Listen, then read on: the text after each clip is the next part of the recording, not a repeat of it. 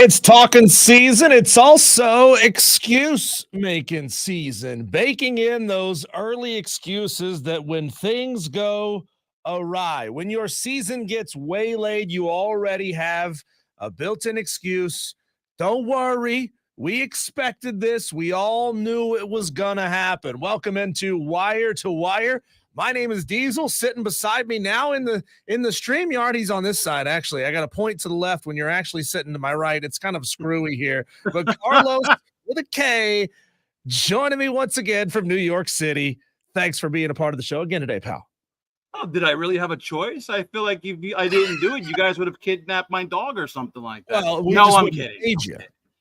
I'm yeah. Oh yeah. Well, I'm doing this for money. I forgot. We get paid for this in this economy. No, listen, it's a blast to be here. I'm always honored to sit into the chair. Shout out to Cole for not being here and doing his job. Someone's got to pick up the slack around here. He's in South America. Meanwhile, we got a South American in America doing the show. How about that?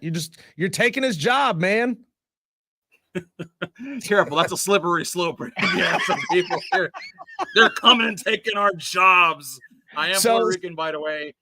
That's an American citizen. USA.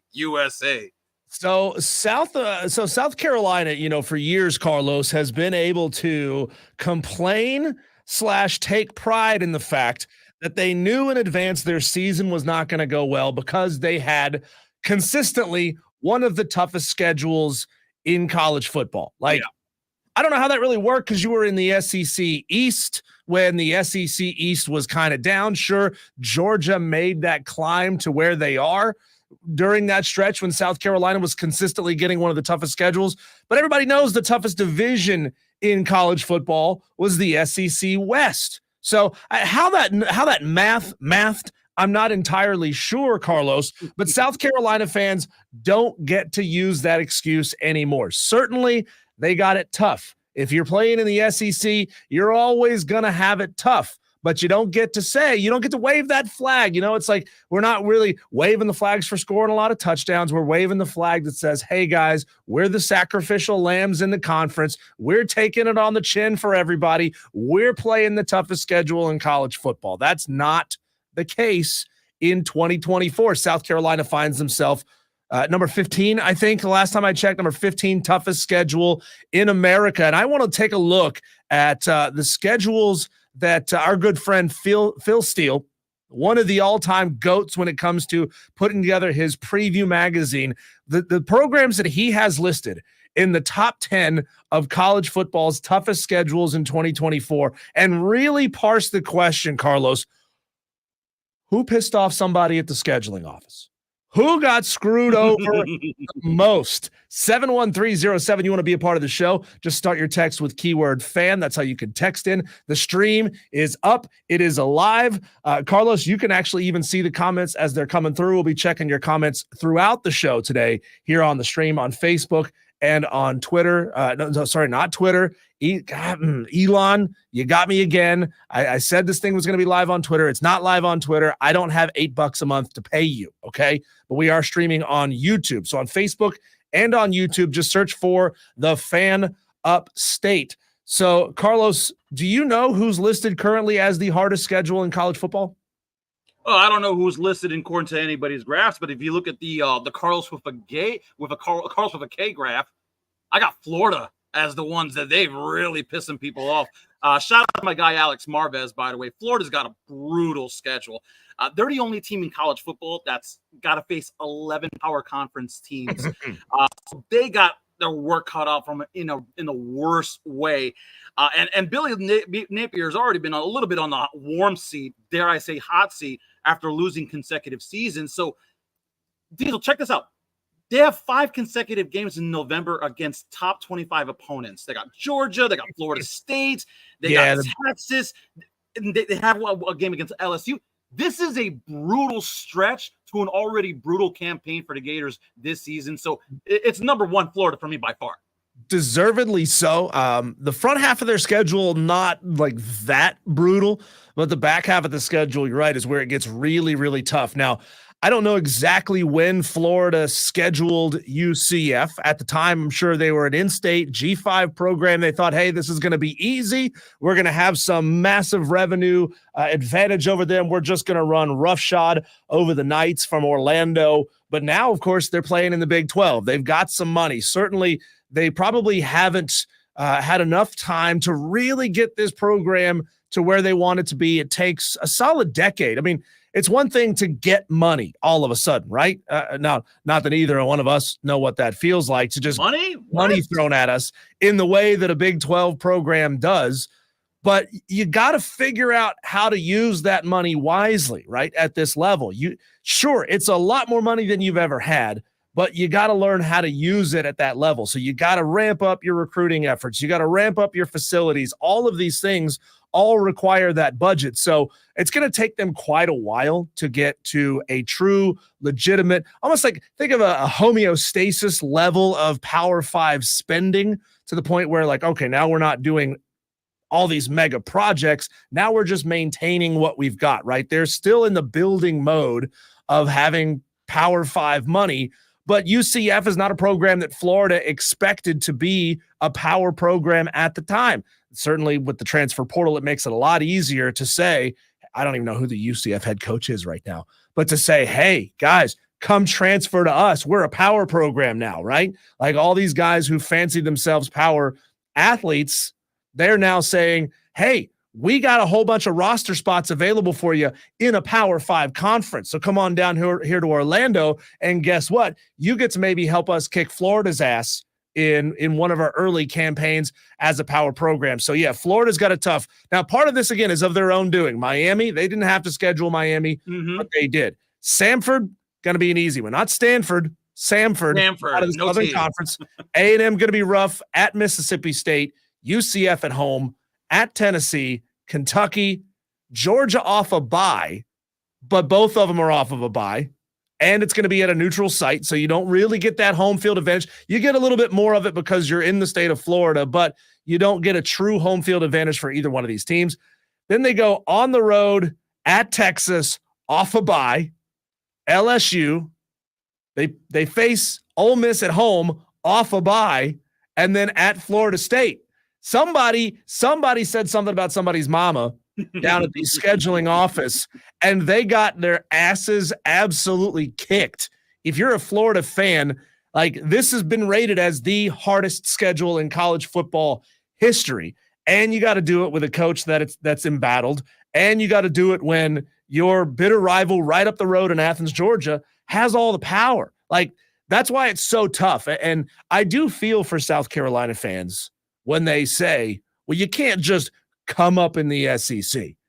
That might have been true 5-6 years ago before the transfer portal and NIL. If you got the money, you can come up quick, right, in college football today. But it's tough when you've got the best of the best in the conference right there, who's taking your recruits and who's kicking your ass on the field. Yeah, I mean, there's not much for me to piggyback off of that. You really ripped the meat off of the bone there.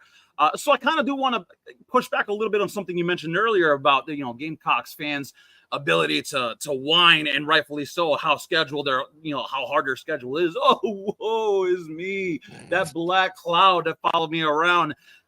Their schedule is still pretty damn hard this year. Yeah. It's not easy. It's still tough. I mean, you get to avoid playing Georgia, Tennessee, Florida for the first time. It feels like in 10 years that you don't have any of them on the schedule. But you got to host LSU and Ole Miss. You got to go to Alabama, Oklahoma, of course, the Palmetto Bowl. Those are 5 games that's likely going to be inside of the top 15s in terms of matchup. The week 2 matchup against Kentucky already is going to be a pivotal match, because we talked about it yesterday. Like, you can hope that you're 2-2 after your first 4 games, but it's more than likely is if you lose to Old Dominion, you got to hit the panic button right away, because 1-3 could be reasonable to expect. 2-2 would be fantastic, I think, with the first quarter of the schedule. So yes, it's not as tough as it can be and has been in the past years. But I still think the Gamecocks schedule is pretty tough this season. Yeah, it's that old classic saying, out of the frying pan into the fire. And if you were an SEC East team, you're thinking to yourselves, man, we were in the easier division in a really, really tough conference. Yeah, maybe we get to miss Georgia this year, but oh, guess what? Now you got to go on the road to Alabama, on the road to Oklahoma. You got Texas A&M. So by playing fewer easy East Division opponents, now you got to play more of the really hard West Division opponents. So you put yourself in a really tough spot. Conversely, if you are a fan of a team coming out of the Western side of the conference and you guys have been complaining, now this is first world problems, right? Complaining for years that we're playing in the toughest division in this sport. It'd be nice to take a week off every now and again, like you can in the East of the SEC.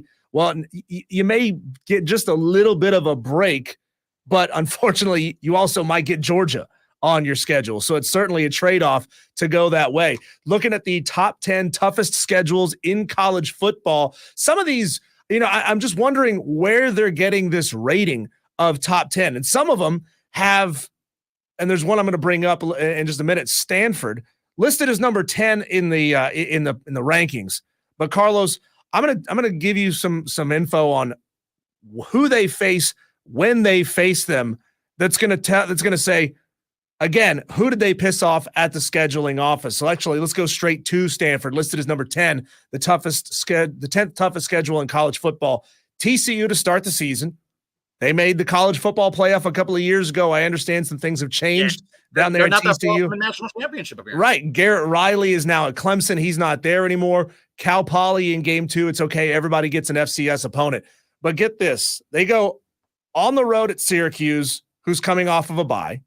Then they go on the road to Clemson, face Virginia Tech, at Notre Dame, coming off a bye, SMU, coming off a bye, Wake Forest, at NC State, coming off a bye, Louisville, coming off a bye, at Cal, and at San Jose State. Like, everyone is going to have 2 weeks to prepare for Stanford. How does this even happen? If I'm somebody inside the Stanford department, I am yelling at the NCAA. I am yelling at ACC scheduling committee. What are you trying to do to us? Are you trying to get us all killed? The hell is wrong with you? Yeah, it's a hell of a selling point if you're looking for a new home in Stanford or anybody's trying to leave the conference, because you're like, yeah, we can play football and then get absolutely trounced by one of the toughest schedules. That's literally just punishment. It's punishment for all the realignment talk that's happened across the landscape. It just feels like Stanford's getting the brunt of it. But I don't know who they pissed off, but maybe they got to do like what is that movie, Major League, where you had the guy who praying to Jobu in his booth there. Like, maybe you trying to tell me Jesus Christ can't hit a curveball? You know what, Jobu, I'll do it myself. Maybe they need to start praying to I don't know, pick 5 religions and get random gods out of there, because that schedule is not going to let up for them. And hey, there's always baseball season. Am I right? UCLA and USC listed as number 2 and 3 toughest schedules in college football. Certainly making their way into the Big Ten. That's going to be a huge culture shock for USC and UCLA, especially because UCLA's coach, he's just excited to be here. You know, he didn't have a speech prepared. He didn't know what to say about his program. I think it's going to be a really tough year for UCLA. They might be lucky to win 3 games this year on the road at Hawaii. It's a nice little trip to start the season, right? Nice little pre-vacation to start the season. Indiana at LSU, Oregon off a bye, at Penn State, Minnesota at Rutgers. That's an easy one. At Nebraska, probably still an easy one, but I think Matt Rule is going to get that program turned around. Iowa at Washington, Southern Cal, and then Fresno State to close out the season. There's going to be a stretch in the middle of that season where the UCLA Bruins are going to go a long time without winning a game. USC, they get to start on a neutral site playing in Vegas against LSU, Utah State at Michigan, Wisconsin off a bye, at Minnesota, Penn State, at Maryland, Rutgers at Washington, Nebraska off a bye, at UCLA, and Notre Dame to end the season. Lincoln Riley could very well find himself on the hot seat by the end of this season. We know how his 2023 campaign ended. Somehow that didn't really affect Caleb Williams' draft stock. Make that one make a little sense to me. How do you lose 5 straight games to end a season after you started so hot? And nobody in the NFL, not a single scout is like, it's going to give me a little bit of pause here. Yeah, but you know what? If USC is able to beat LSU to open the season, then maybe they can launch that into some bigger, better things during their inaugural season in the Big Ten. Hey, you want it to be in the Big Ten? Nothing says Big Ten more like USC playing Rutgers. Jersey and California making a lot of sense in conference play. It's a tough schedule. What can I say? But I don't feel bad for them. I just wonder if they can find any way to put up some front of a defense. They haven't had a defense for as long as I can remember. I'm very sure that we can get 9 guys and put up 14 points against them, Diesel. Here's what I find really fascinating about the UCLA and USC schedules. Neither one of them plays a true road game in November in the Big Ten. I'm talking about the places where you don't want to go in November. I'm talking about the Minnesotas and the Illinois and the places where it's going to be butt crack cold in these places. You don't want to go to these places, right? These are the places you got to cut open a tauntaun and crawl inside for warmth in the wintertime. But somehow they miss those places. I don't understand how both UCLA and USC, the California schools, who did they pay off to not go play in the snow? Because they've done it. Now, October, I get it. It can snow in some of these places in October, but the real cold doesn't start until November. Mm-hmm. And somehow both of those programs missed all of those opponents on the road. I mean, they're getting a little bit of hometown love there, I think. Yeah, you know who's trying to call them right now to get some scheduling tips? Mike McDaniel from the Miami Dolphins. He's on the phone right now. Hey, how do we get these cold cities out of the way so when playoff time comes up in the pros, we can stay in the warm weather because we keep getting frozen and fished at the end of the year. We got Zenny on the stream. The first time Zenny has jumped into the live stream here on Wire to Wire. We appreciate you, Zenny Walker. She's a longtime P1 of our sister station, 93.3 The Planet. I've always appreciated her support. She's loving the Furman flag behind me. She said Josiah moves in August, music education, marching band. Awesome. Zenny, congratulations to you and congratulations to Josiah. We appreciate you being a part of the stream today. Also, let's see. Magcraft, he says 9 of the top 10 most difficult schedules are SEC teams. Then if 9 of the top 10 stop being SEC teams, then it stops being an excuse. They're all playing each other. Very interesting take here. SEC fans, stop bitching about your tough schedule. You know all about it, says Magcraft. Hey, appreciate him being a part of the show today as well. Don't forget, coming up in the 5 o'clock hour, we're going to have your chance to win 4 tickets to Carolina Panthers Fan Fest. That's happening August 1st at Clemson, celebrating 30 years of Carolina Panthers football by going back to the place where it all began, the place where they played their inaugural season in Clemson. Just to give you an idea, again, to close out the top 10 toughest schedules before we move on, Florida 1, UCLA 2, USC 3, Georgia Tech 4, Houston 5, Purdue 6, West Virginia 7, Georgia 8, Alabama 9, and then Stanford, who plays every single team with 2 weeks to prepare for them. They're coming in at number 10. Now, Carlos, we live in weird, interesting times, right? Sure. Where things don't make sense, where you can be whatever you want to be. You can identify as a jelly donut if that's what you want to do. Well, guess what? Boneless chicken wings can now contain bones, and it's the law. We'll talk about that next, right here on the Fan Upstates.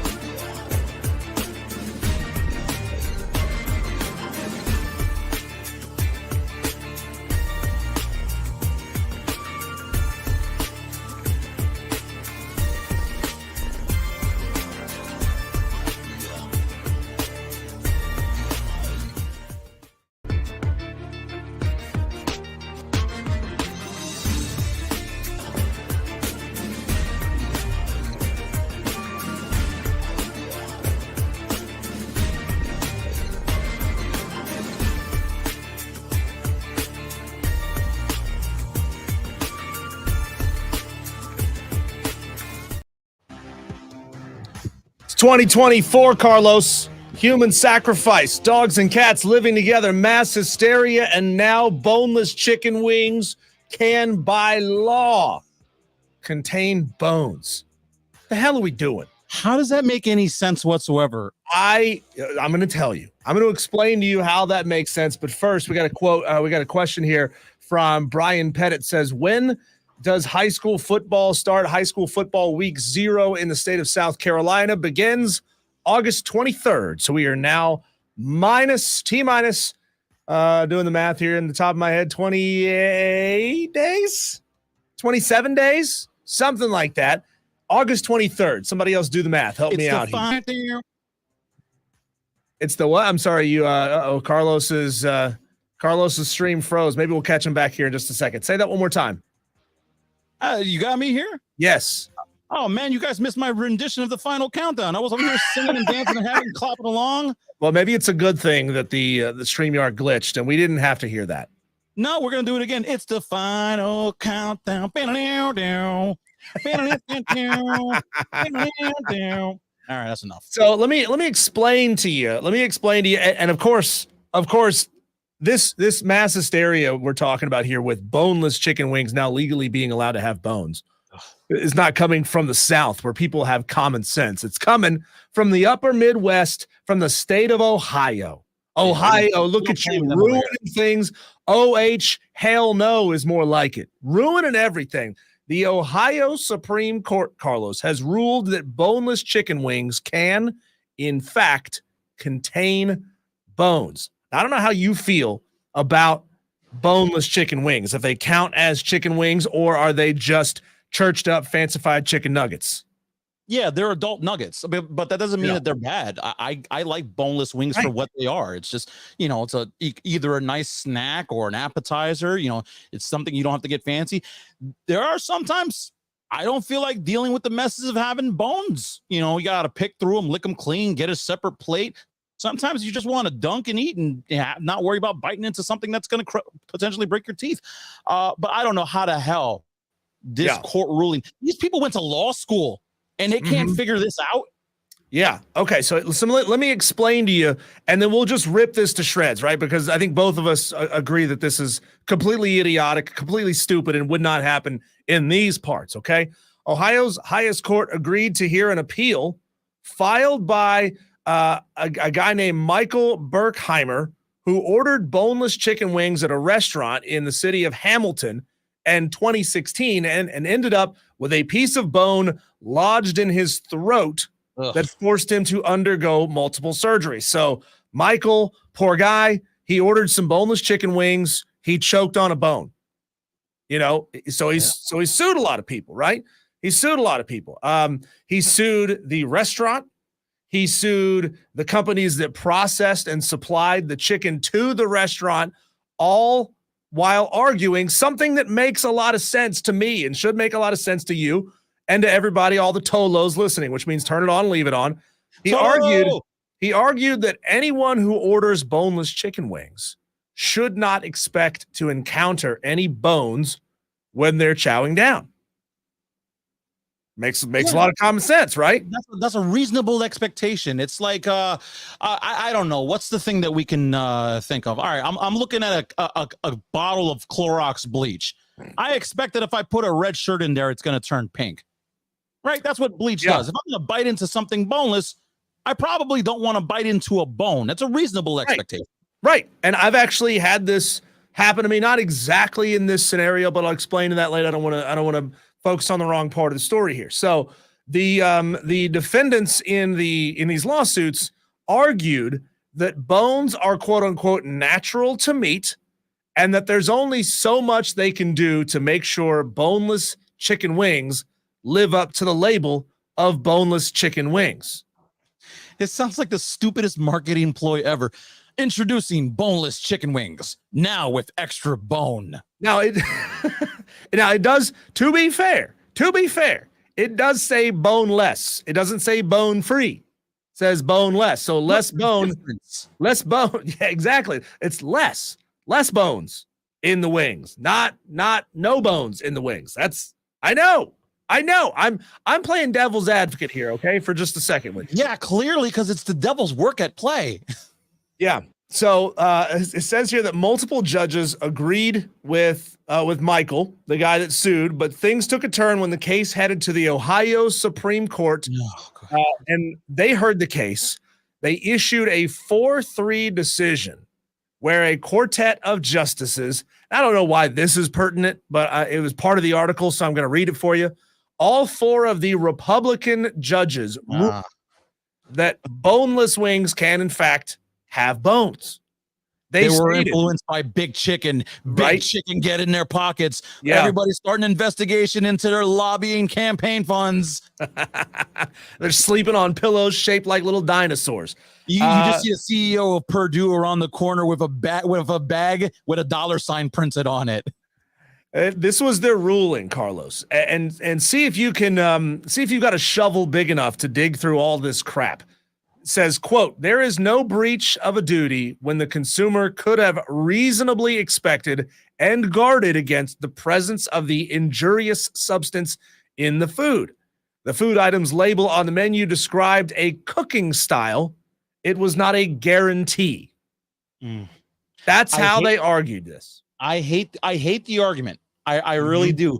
But there's one small thing that I will agree with. And this has nothing to do with Republican or Democrat, which was reflected in the 4-3 vote, apparently, in this Ohio Supreme Court. You really couldn't figure out you were chewing on a bone, that you swallowed a bone? How small was this thing? It could have been a piece, like all it has to do is be a little piece that's got a sharp edge to it. I don't know. Swallow it. Because I'm pretty cognizant of what I put into my mouth. Chew your food. I know how that sounds.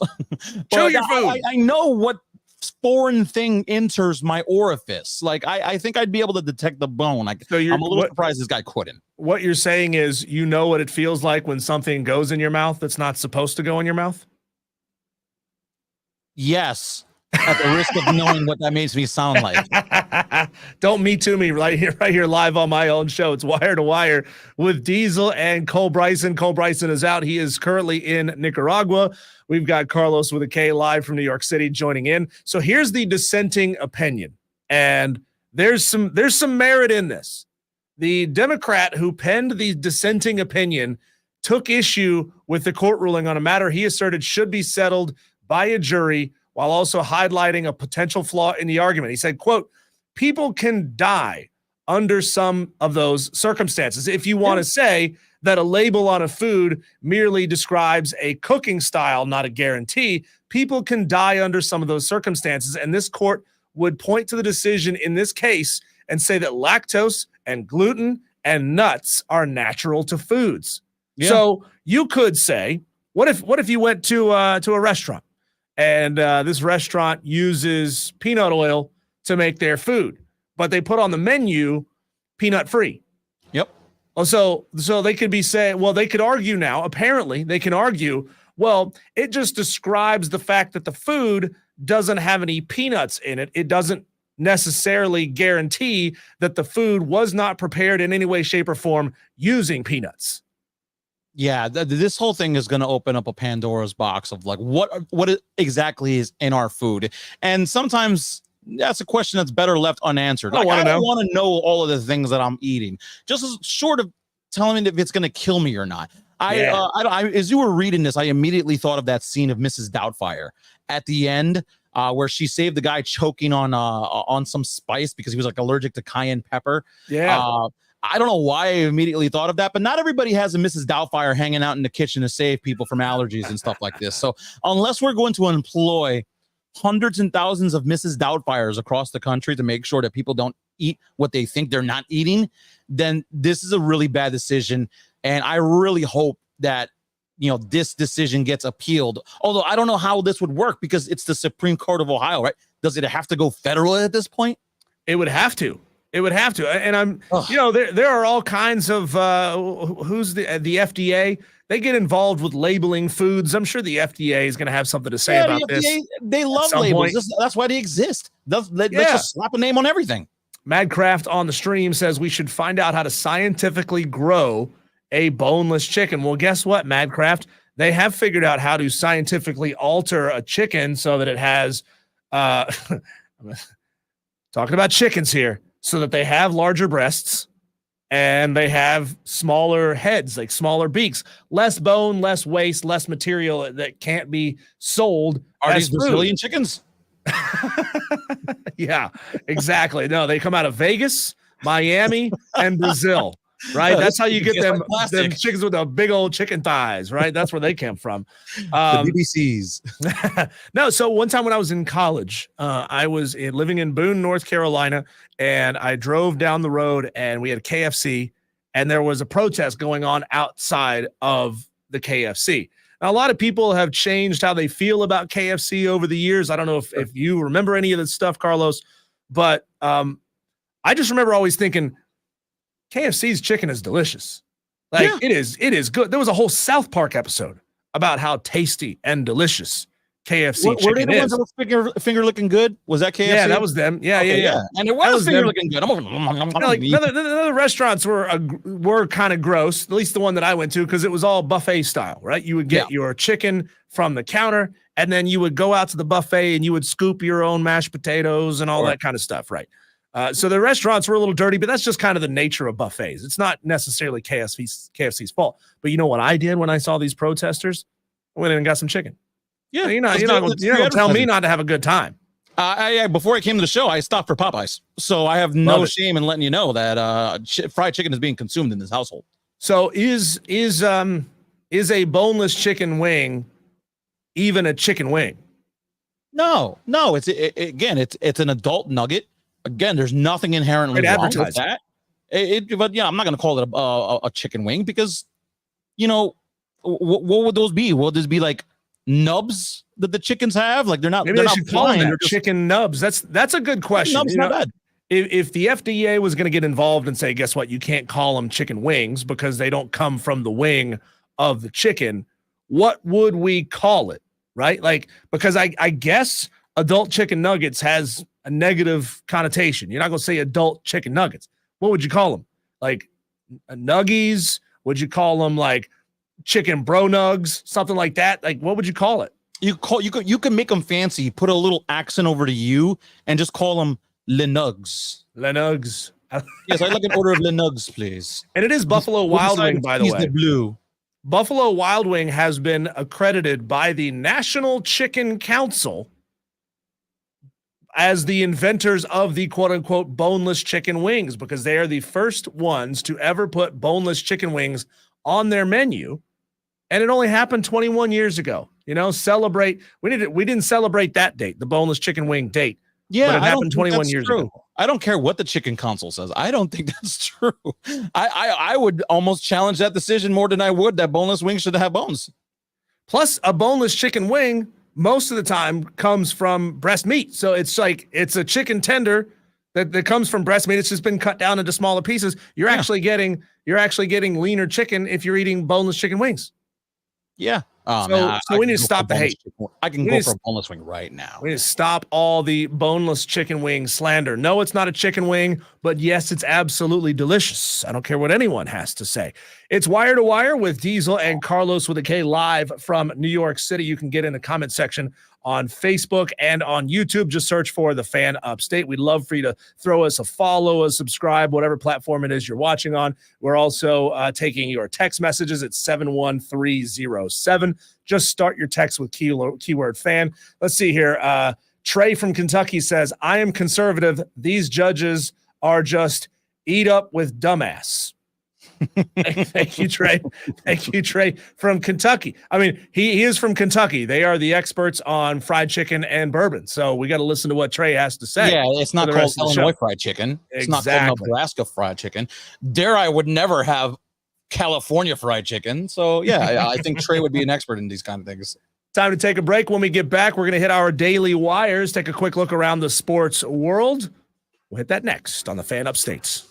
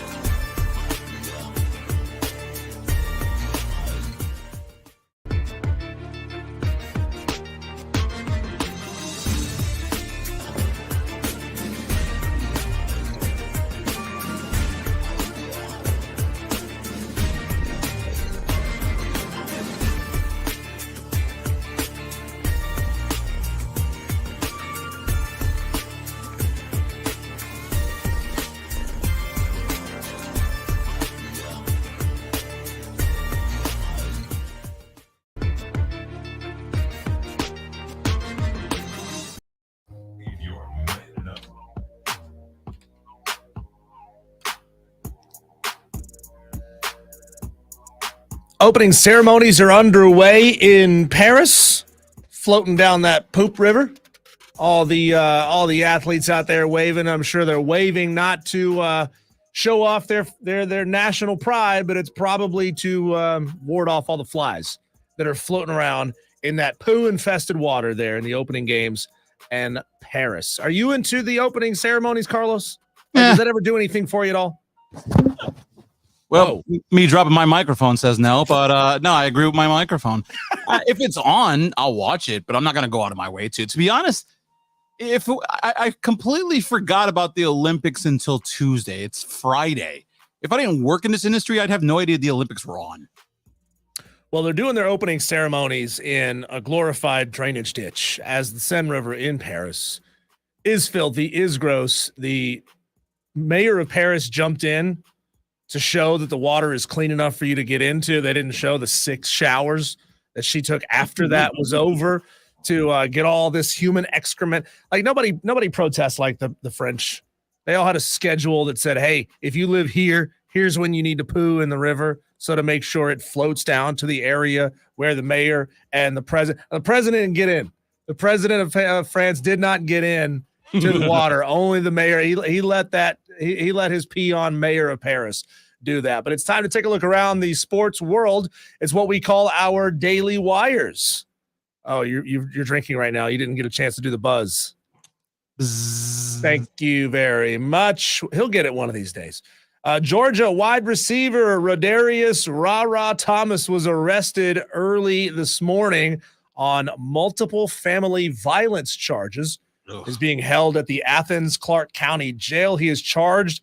This is bad. I think if innocent until proven guilty, right? But if this comes to fruition off the team, he's being charged with cruelty to children, family violence, a second-degree felony, and 2 misdemeanor counts of battery and family violence. So rough stuff happening down there with the Georgia football program. We're going to get deeper into this story later on in the show, but it's unfathomable, Carlos, why the University of Georgia keeps having so many discipline issues in the offseason. It's not unique to Georgia. I'm not trying to say that's the only place where players get rowdy in the offseason, but it happens constantly at Georgia. Even former head coach of the South Carolina Gamecocks and Florida Gators, Steve Spurrier, used to have a joke. Says, I always like playing Georgia early in the season because, a couple of their guys are going to be suspended for our game. I mean, he always had the best one-liners, but this stuff keeps happening at Georgia, and I'm going to get into it later on in the show. I think Kirby Smart has to get a hold of this, or it's going to tarnish his legacy long-term. If he can't get a hold of this, it's going to reflect badly on him and on Georgia forever. I mean, think about Miami and Florida State, 2 other programs that were known to have massive disciplinary issues, and we all still talk about it. We all still think about what those 2 programs did. Next up, James Franklin said we're probably one of the few programs in the country where you can win 10 or 11 games and people are unhappy. He's talking about his Penn State Nittany Lions. Paul Feinbaum slammed back at him, and I want to get your reaction to what old Paul had to say. Okay. Well, James, they're unhappy with you. You're a very competent coach. You've done a nice job. You haven't done enough. Penn State fans expect excellence. They expect championships. They're getting a little tired of 10-2 seasons that the 2 biggest games of the year you blow, or last year the bowl game. That does not cut it. And for $9-10 million a year, it's just not enough. And James has got a big break though, Greeny. There is now a playoff, so he can blow those games as he usually does and still get to the playoffs and probably get knocked out in the first round. Your reaction? Yeah. He's not wrong whatsoever. I work with a couple of Penn State alums out in the Infinity Sports Network, which is a national show. By the way, you can catch me on the Bart Winkler Show, 10 p.m. to 2 a.m. Eastern. Shameless plug. But these Penn State dudes, they are absolutely bonkers. They're always complaining about their quarterback situation, whether it was Sean Clifford, which, by the way, in midseason form threw 3 picks in training camp the other day for the Packers. So there's that. Drew Aller, I'm sure, is going to be throwing some late picks for Penn State to pick up where he left off. But yeah, James Franklin has underwhelmed. He's had great players come into the organization. Like the first one that comes to my mind is Saquon Barkley. And much like the Giants couldn't win with him, he couldn't win with them. So, Paul Feinbaum, who's been taking aim at a lot of coaches lately. We were talking about his comments against Matt Rule yesterday. He's not wrong in this regard. I mean, you're just not doing enough. I mean, it's not enough to win games in the regular season. You have to get into the playoffs and you have to make a dent. Dare say win one of these things once in a while. You can't run into a title. I mean, Michigan finally got off the schneid, but what do you have to do in order to force James Franklin to, really start coaching up to what everybody thought he was going to be? I'm not mad at Feinbaum at all with this. I think if anything, he let him off the hook a little bit. He should have poured more gasoline on that fire. What does he need at Penn State that he doesn't already have? I mean, the only thing I can think of, I'm talking about the ability to recruit these guys. Maybe you just need a more robust NIL situation because you got all the money you could possibly need at Penn State. JD, good line here, says the playoffs will be a mulligan fest. So you can lose a game in the regular season. It doesn't matter because you could still get into the playoffs. Hell, you could lose 2 games now with this expansion. The Seattle Mariners acquired all-star outfielder Randy Arozarena from the Tampa Bay Rays. I know you're more of a baseball guy than I am. Does that send any shockwaves around Major League Baseball? Yeah, it happened late last night. I was actually floored because usually you don't see deals like that kind of late at night. I guess maybe it was a West Coast thing because he is going to Seattle. But yeah, listen, Arozarena, he looked like he was a star about 2 years ago. Now the Rays as a whole have underperformed. But I am surprised that they kind of let him go. He's only 29 years old still. Seattle really needed offense. They've been in a bit of a skid the last couple of games where there's not enough firepower in their lineup. And they also lost someone to injury. The name just escapes me right now, so I feel like a fraud. But this helps boost their lineup up a little bit. And if he can get back into form where he was as all-star caliber player just last year, then I think this is a good deal for Seattle. Now, I will caution this for Mariners fans. Usually, the Tampa Bay Rays do not lose in trades. When they get rid of a guy, they usually get rid of a guy just as he's about to get over the hump of any type of skill that they have, and he starts to get into the back half of their career. Now, again, Arozarena is still pretty young, so I don't know if that'd be the case here. But Tampa Bay usually knows what they're doing, especially if they start trading pitchers. They always get out of guys before they break down. So if you saw just a really confused look on my face here, I'm watching the Paris opening ceremonies over Carlos's shoulder here on this computer screen, and they had a guy on stage looking like he was walking down a catwalk in Paris, but he was dressed like a really fancy looking Nazgul from Lord of the Rings, just long rags coming out of his tuxedo. Face? Yeah, he did. Okay, then that's cool. Cool. He had a cover over his face. He was flipping around, doing his parkour, going down the stretch there. And I thought he was that close to his torch going out. Like, I'm sure there's like some failsafe in there to keep it from going out. Like, the pressure is always there. But man, I thought in the rain, doing these acrobatic moves that he was doing, that he was going to lose his torch there. Okay, let's see. Simone Biles, she's going to be doing a brand new move that's never been done at the Olympics before in the bars. If she can successfully complete it, it will be her 6th original move in the Olympics. Congratulations to Simone Biles on that. The Canadian Olympic Committee CEO David Shoemaker said that new information came out that suggests Coach Bev Priestman knew about the spy drone that was looking at New Zealand's practice before it happened, and that the spy drone made 2 separate flights over the practice. So yeah, that's bad. That's bad. You can't be spying on New Zealand anyway. Like, I don't understand. Did you really need the drones for this? You lost your job? What a putz. And finally, 29 days to ACC football, 34 days until SEC football. When we come back, we're going to talk NASCAR with Shane Connick of the Charlotte Observer. Carlos, it'll be your first time asking him questions. Excited to see what you want to know about NASCAR, and we want the Tolos to submit your questions as well on Facebook or on YouTube on the stream. We'll get to Shane Connick next.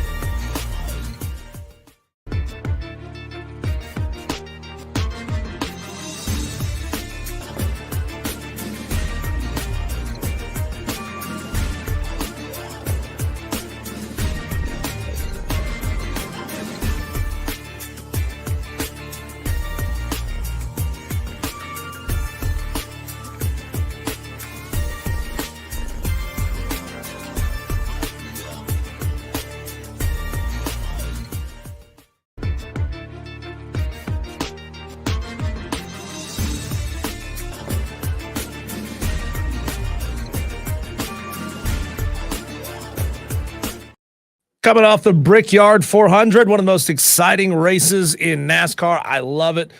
I love odd-shaped tracks that make these guys think just a little bit. We go to the phone lines now. Shane Connick, who writes about NASCAR for the Charlotte Observer. Make sure you look him up and find his content at Shane_Connick on Twitter. Shane, you called the ending to the Brickyard 400 ridiculous. I say that a lot about NASCAR is ridiculous these days. Explain to me what got you so up in arms about the ending of the Brickyard 400. Well, like you just said, the Brickyard 400 is always a great race. Indianapolis Motor Speedway always produces good races, but this is a race that did not feature any on-track passing. This is a race that ended up going to overtime, ended up having Kyle Larson win. But the reality is that when the 41 car of Ryan Preece went around, it couldn't move. It was obvious to everybody there. And any other scenario, whenever you see a car end up off the track in any situation, whether they move the car immediately or not, they wave the yellow flag. And that's especially been the precedent in overtime. But this time, Kyle Larson's in the lead. They wait. Elton Sawyer explained earlier this week on Sirius XM, they thought that Preece would be able to just keep going, but then as soon as he moved it a little bit, they realized he couldn't. At that point, Larson had just taken the white flag, and they called the caution that they seemingly could have for every other reason that they would have called it on any other lap, thrown that yellow flag just before Larson took the white flag. So in the end of the day, though, to your point, it's a great race. Kyle Larson won, and a few weeks ago, we had a race in Nashville go about 5 overtimes, and Joey Logano ended up winning. And I don't think anybody felt that that was a legitimate reflection of the entire race. This race, in a lot of ways, at Indianapolis was the ultimate kind of assessment of strong drivers in a lot of ways. The top 5 cars in the points qualified in the top 5 starting positions and ran in the front throughout the race.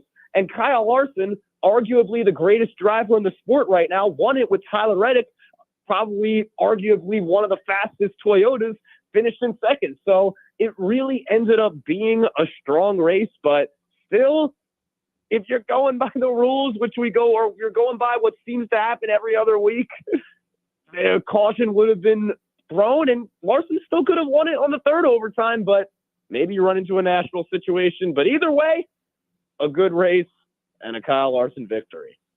Oh, Shane, what's going on? It's Carlos. First of all, thanks for following me on Twitter. So not only are you a friend of the show, but you're a friend of me, so I appreciate that.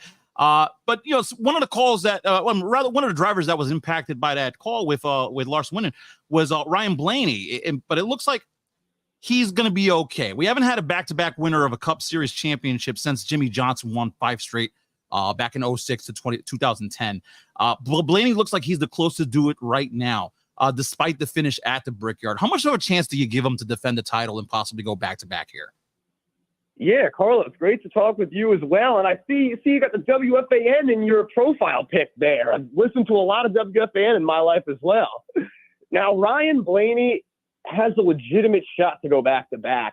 Last year, it didn't necessarily feel all year like he would be the guy who would be representing the sport as its champion by the end of the season, but he won the Coca-Cola 600 to snap a long winless streak, and then from there, that catapulted him into the playoffs. And then he got wins and top 10 finishes when he needed to as the playoffs went on and ended up winning the championship. And now this year has noted that he's had a bit of a changed mindset, because before, especially when he had that winless streak, he felt he was really just doing everything in his power to win a race.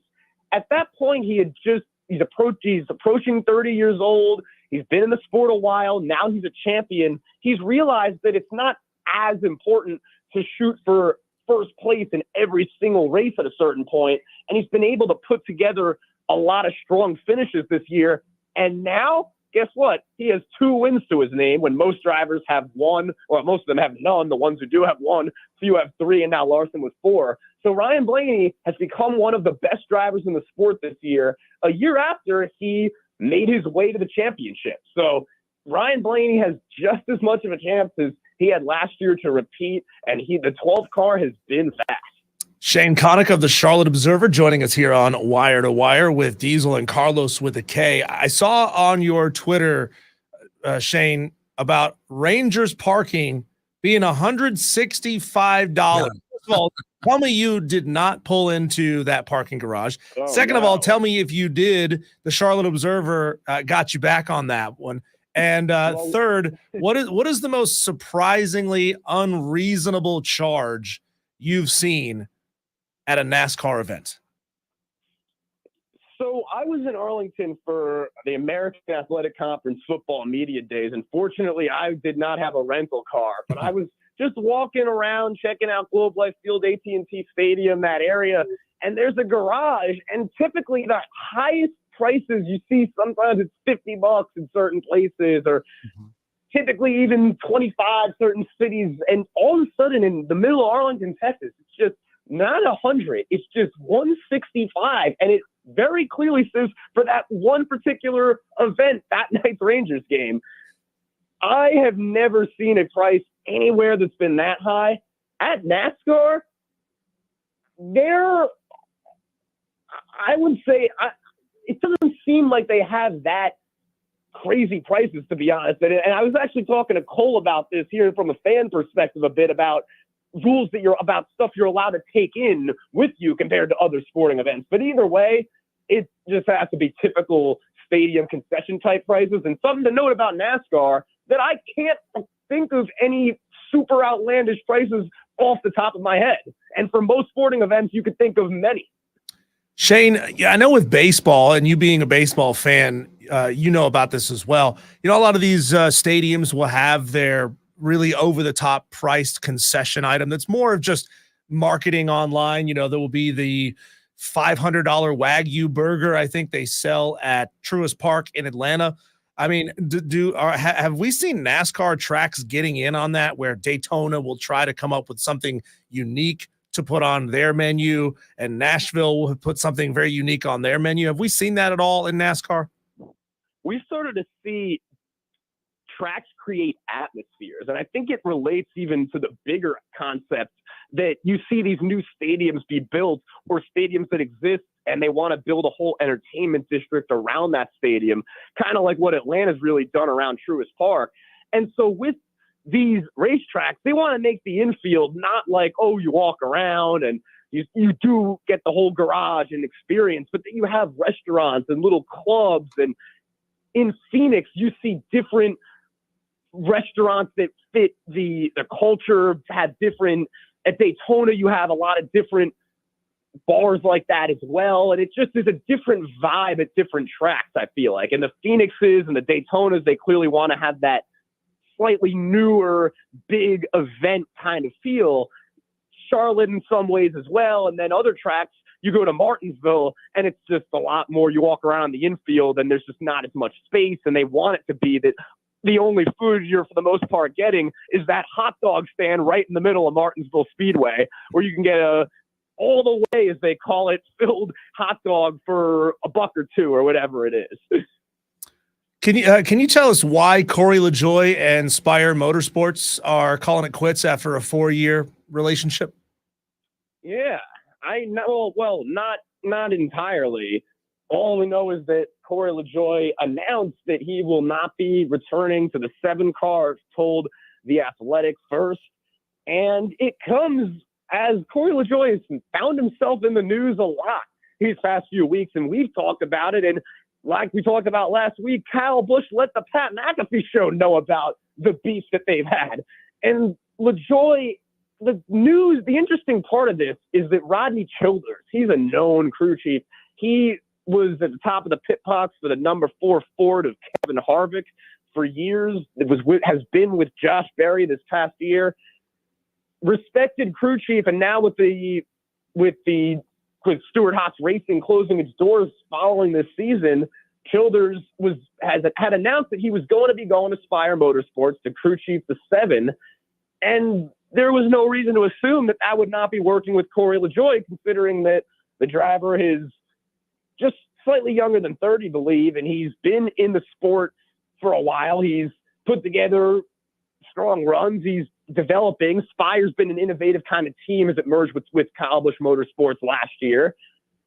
But now with this news, we don't know exactly what's going to be happening with Corey LaJoie, because it had been widely expected that he would be returning to the 7 car with a new and enhanced team. So this is an interesting news that was pretty unexpected, I think, within a lot of these team changes that go on this time of year. Yeah, with LaJoie leaving, are you hearing any of the rumors of his replacement? And you mentioned Kyle Busch. He might be one of the names to watch out for. Who do you got a good feel that could be in the run-in to fill that spot for Spire next year? It seems like Kyle Busch will, in fact, be returning to RCR. Do feel like Kyle Busch, a lot of people feel like if he were in a different car with a different team, maybe he'd have some better results. Either way, he is committed to working with Childress. They plan on potentially even bringing on another charter. But with Michael McDowell now joining Spire Motorsports, it seems like he will be in the 71, believe not necessarily the 7. I think if they don't end up moving Michael McDowell to the 7, wouldn't be surprised if Spire even goes after a Todd Gilliland kind of driver, and somebody who's been putting together strong runs, finds himself toward the front different points in races, and maybe just needs a slightly better ride. Shane Connick, the Charlotte Observer, joining us here on the Fan Upstate. There's been a lot of upheaval with drivers moving around teams this year. A lot of crazy stuff has happened on the track as well. So far, and I realize that we still have a little bit of time left in this season, including the playoffs. What moment do you think will be talked about for the longest time coming out of this season? Right now, it's the fight that went down at North Wilkesboro. We've had our share of big moments this year, but that felt like as big of a storyline as you're going to get. And it also really helps that was in the All-Star race, when the winner of the race did not earn any points and in a lot of ways was inconsequential compared to every other race, where the winner of that race is a big story in and of itself outside of whatever side story breaks out. That was a fight like that has not happened in the sport in a while. And the fact that got to take center stage and make its way to the national outlets that it did as quickly as it did, yeah, it's a fight and all that. But you had the feud of Stenhouse getting into with Busch and everything that transpired after that. That has been the most memorable moment of this season for everybody. Now, if going back to the playoff standings here, there are over a dozen drivers I think are facing must wins, that they got to be able to get one in the book so to keep their playoff chances alive. So, like, I'm looking at guys like Kyle Busch, Michael McDowell, Ricky Stenhouse Jr., Chase Briscoe. The list can go on. I think there's at least 15 guys that got to get a win in there. Who of those names, or maybe someone I haven't mentioned, who do you think has the most realistic shot to make the playoffs?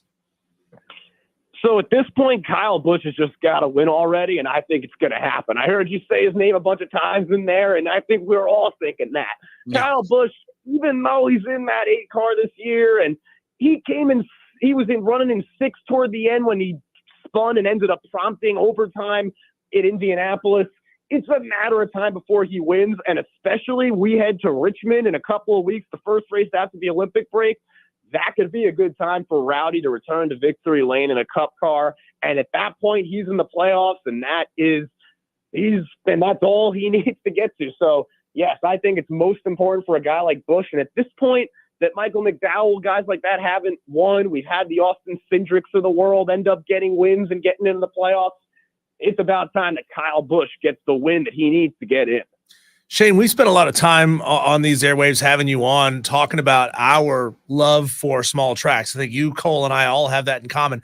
I grew up in Hickory where, they would host a Busch race every couple of years at Hickory Motor Speedway. The wall to pits even says birthplace of the NASCAR stars on it. I love big tracks. They're fun. But when it comes to track design, why is it that we aren't seeing NASCAR really go bigger than what we've seen? I'm thinking like bigger than Talladega or smaller than Bristol. Like, why are we not getting weird with some of these designs? I mean, if we're trying to attract a younger and younger audience, why not just make it Fortnite in real life and these guys are out there racing on some really odd-shaped tracks. Well, in terms of it being smaller, with the Clash, before the season starts in February 4th, around that time, they had at the Los Angeles Coliseum the past few years, they have a track that is smaller than Bristol and Martinsville and all of them. And they were going about 50 or 60 miles an hour in circles, and Denny Hamlin won the thing, and it wasn't even a race. But that's as creative as they've gotten in terms of making it that much smaller. And I don't think the popularity worked at all for a non-points paying race in the middle of Los Angeles. And they think it's a big venue and all that, and doesn't seem to really attract the viewers or the fans out there, and just the way they kind of have anticipated the Clash at the LA Coliseum would.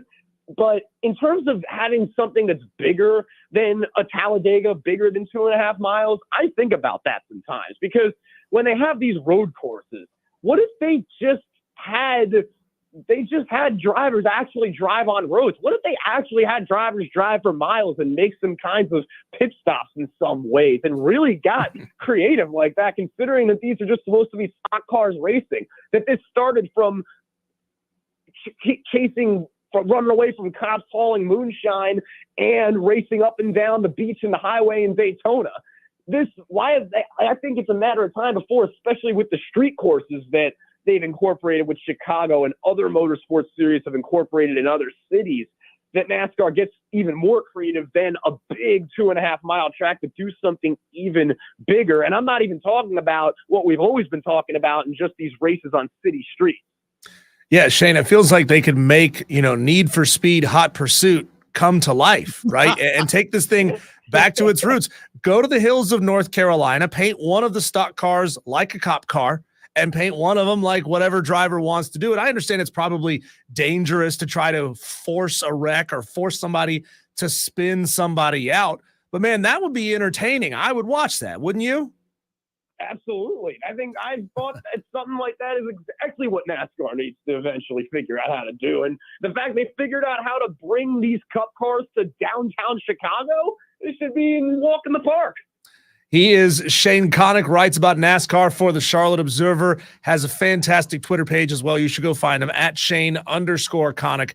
We appreciate your time here today, bud. Thank you much. Have a good weekend. Shane, take it easy, buddy. You guys as well. Great talk with you guys, Carlos and Diesel. Thank you, Shane. That is Shane Connick of the Charlotte Observer. Carlos, for a guy that doesn't follow NASCAR very closely, you got some good questions there, man. You got some good answers out of Shane. I am a professional, damn it. All right. It's my job to bring questions and answers to the masses. I should have asked him what could get me a filthy casual. If you even want to label me that much into when it comes to NASCAR, what could get me into a race? Damn it. I'll ask him on Twitter, and next time I'm on with you guys, I'll share that answer. Remember, coming up at the 5 o'clock hour, we have your chance to score a 4-pack of tickets to the Carolina Panthers Fan Fest. It's happening August 1st. We'll get you hooked up with that coming up in the 5 o'clock hour. When we come back, we were talking about Georgia football and the problems that they have keeping their players out of jail. We'll get into that, and I'm going to ask you, what frustrates you most about your favorite football program? So be ready to call in and text in. That's next on the Fan Upstates.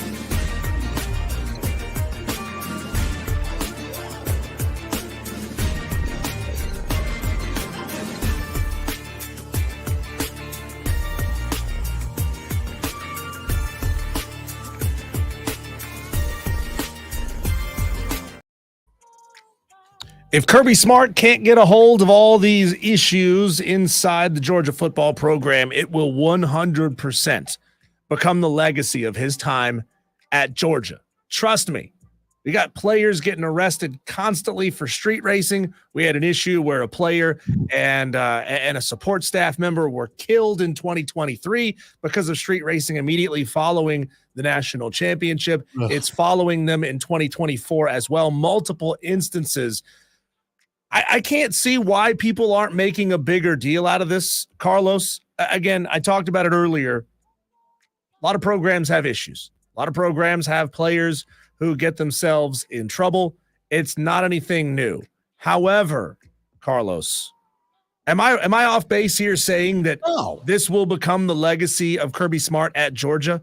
No, not at all, because this was the legacy of Urban Meyer in Florida. We've seen these programs go through these stretches where it seems like there's incident after incident with players get in trouble with the law or get in trouble with whether it's domestic violence or drunken disorderly conduct or street racing, like you mentioned. No. These are things that happen under a coach's watch that can stick with you. Florida was the first school that came to mind like that, and Georgia's very eerily mirroring that run that Urban Meyer had while he was in charge of them. So no, I don't think it's an exaggeration whatsoever. I think he needs to start cracking down. I mean, the reason why it's not becoming a bigger story, Diesel, is because Georgia's been successful. It's because they've been winning. If they were, if there were someone like Napier who was constantly missing the playoffs and not getting to the college football playoff, then this will get a lot of attention. But because they have been successful, they didn't win last year, obviously, but they were, not that far removed from winning the national championship. If it wasn't for, their recent runs, I think this would be more of a bigger deal. But I think Kirby Smart he's got to take a look in the mirror and start to really tighten up what's going on under his watch, because football coaches, unlike any other administrator in a school, they are directly responsible for what happens, and they have the most control. They know everything that happens on and off the field when it comes to their team. And the problem is, thus far, Carlos, we haven't gotten much from Kirby Smart that says this really bothers him and he really intends to do something about it. They're saying, oh, we're gonna crack down on these issues within our program, but then they keep happening. So have you really cracked down on these issues within your program? I mean, at SEC Media Days last year, Carlos, Kirby Smart, all he had to say was, it's very unfortunate. It's disappointing. I guess that's the best word for all of these issues that keep going down. Remember in 2023, we talked about it just a second ago, there were all kinds of player violations related to car incidents. 24, as a matter of fact, 24 driving-related violations, including a crash that killed a player and a recruiting staffer in 2023.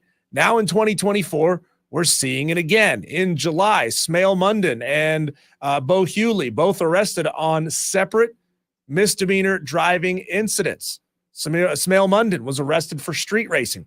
Hughley was arrested for failure to maintain proper lane and reckless driving, which tells me he was probably intoxicated. So either he was swerving lanes just because he doesn't know how to drive, or he was swerving lanes because he was intoxicated and that part of it got left out. Well, now, Carlos, it's gotten worse. The discipline issues within Georgia football have gotten worse. And this is why I start comparing what's going on at Georgia to places like what used to go on at Miami, to places like what used to go on at Florida State. Remember how remember when there was a stretch there where it seemed Florida State players kept getting in trouble for theft?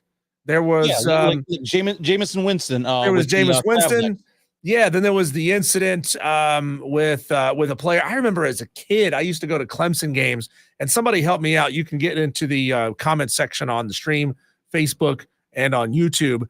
Which Florida State player was it that they used to hold up the Bilo card? Like he was arrested for stealing stuff from Bilo. They used to go after him for that. Well, then of course, remember the Catholics versus convicts. They called them the criminals for a reason.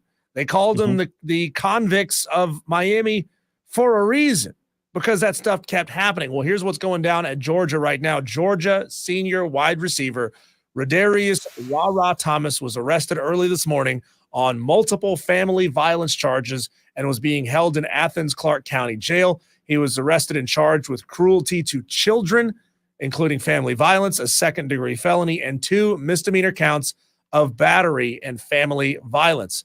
Of course, the Georgia Athletic Department, they're not commenting on this. They're not getting involved at this point. But this is a bad dude, okay? This is a bad dude coming out of this program. In January 2023, he was arrested by University of Georgia police and accused of felony false imprisonment because he allegedly confined and detained a woman without legal authority by standing in front of the dorm room door, blocking the exit, telling her that she could not leave. He was accused of misdemeanor battery because he allegedly did intentionally cause visible bodily harm by causing bruising to her right bicep and bruising and abrasions to her shins, which, I don't know if you know this, that's a very big part of what got OJ like 10 years plus in jail, by saying you're in this room and you cannot come out. That's what got OJ sent to jail. But somehow, if you play football for a national championship winning team, these kind of things get swept under the rug. I mean, it's just unfathomable to me that Kirby Smart, a guy as buttoned down as he is letting this stuff continue to happen. Yeah, now I do want to mention here that it looks like a couple minutes ago, this is per Anthony Dasher, who covers Georgia. He tweeted out, per a team source, wide receiver Rah Thomas has been suspended indefinitely by head coach Kirby Smart. So I'm seeing that as about 10 minutes ago, as for per Anthony Dasher's Twitter here. Maybe it's a start. Maybe Kirby's finally starting to feel the heat of letting all these things happen under his watch. Because again, we talked about we talked about a little bit about the infractions already that you've laid out so eloquently. I think it's getting too big to ignore, and you want to be remembered for winning. You want to be remembered for the good stuff. You don't want to be remembered for any of the crap and the police getting involved and everything else. Like, again, I always associate Urban Meyer not with winning in Florida, but I remember all the crap that went down under his watch. Remember, this is a guy that Aaron Hernandez played for. We know how that turned out. So he really needs to really, I don't want to say crack the whip, because that has negative connotations, but it really needs to take charge of his program. So maybe this is a start.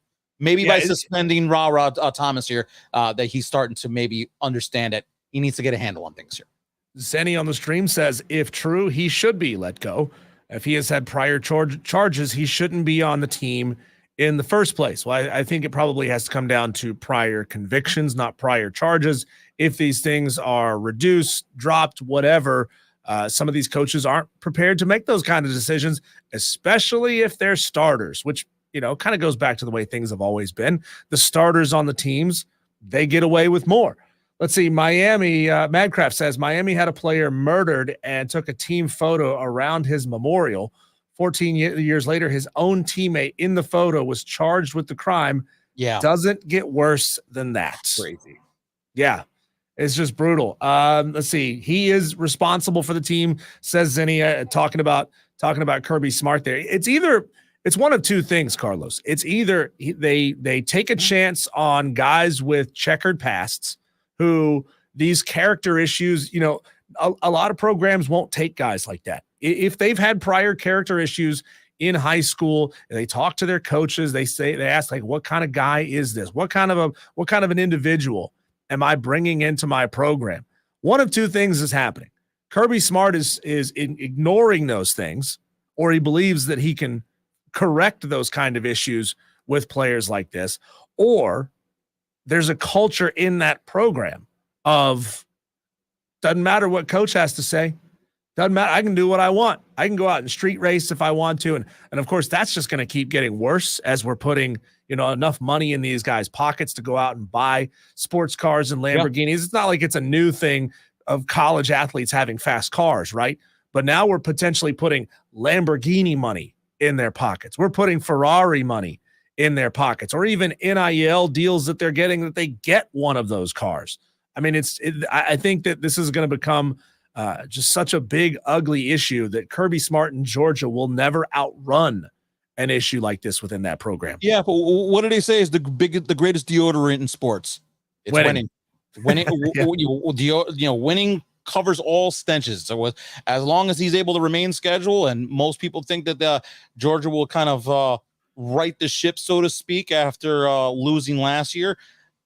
If they continue to be successful, I don't want to say these things that get swept under the rug, but it won't be as big of a deal as it should be. I don't think the court of public opinion forgets these sorts of things anymore. These kind of accusations have a way of sticking. They have a way of sticking around, and I don't think Kirby Smart, unless he somehow finds a way to start running a squeaky clean program, which a lot of the times at the tippy top, you can't run a squeaky clean program. It's incredibly difficult. You're an individual, right? And you've got a small staff around you, and they are tasked with managing the actions and hopefully preventing bad actions of 100+ guys. You just can't do it. It's not possible. You cannot be with them holding their hand at all time.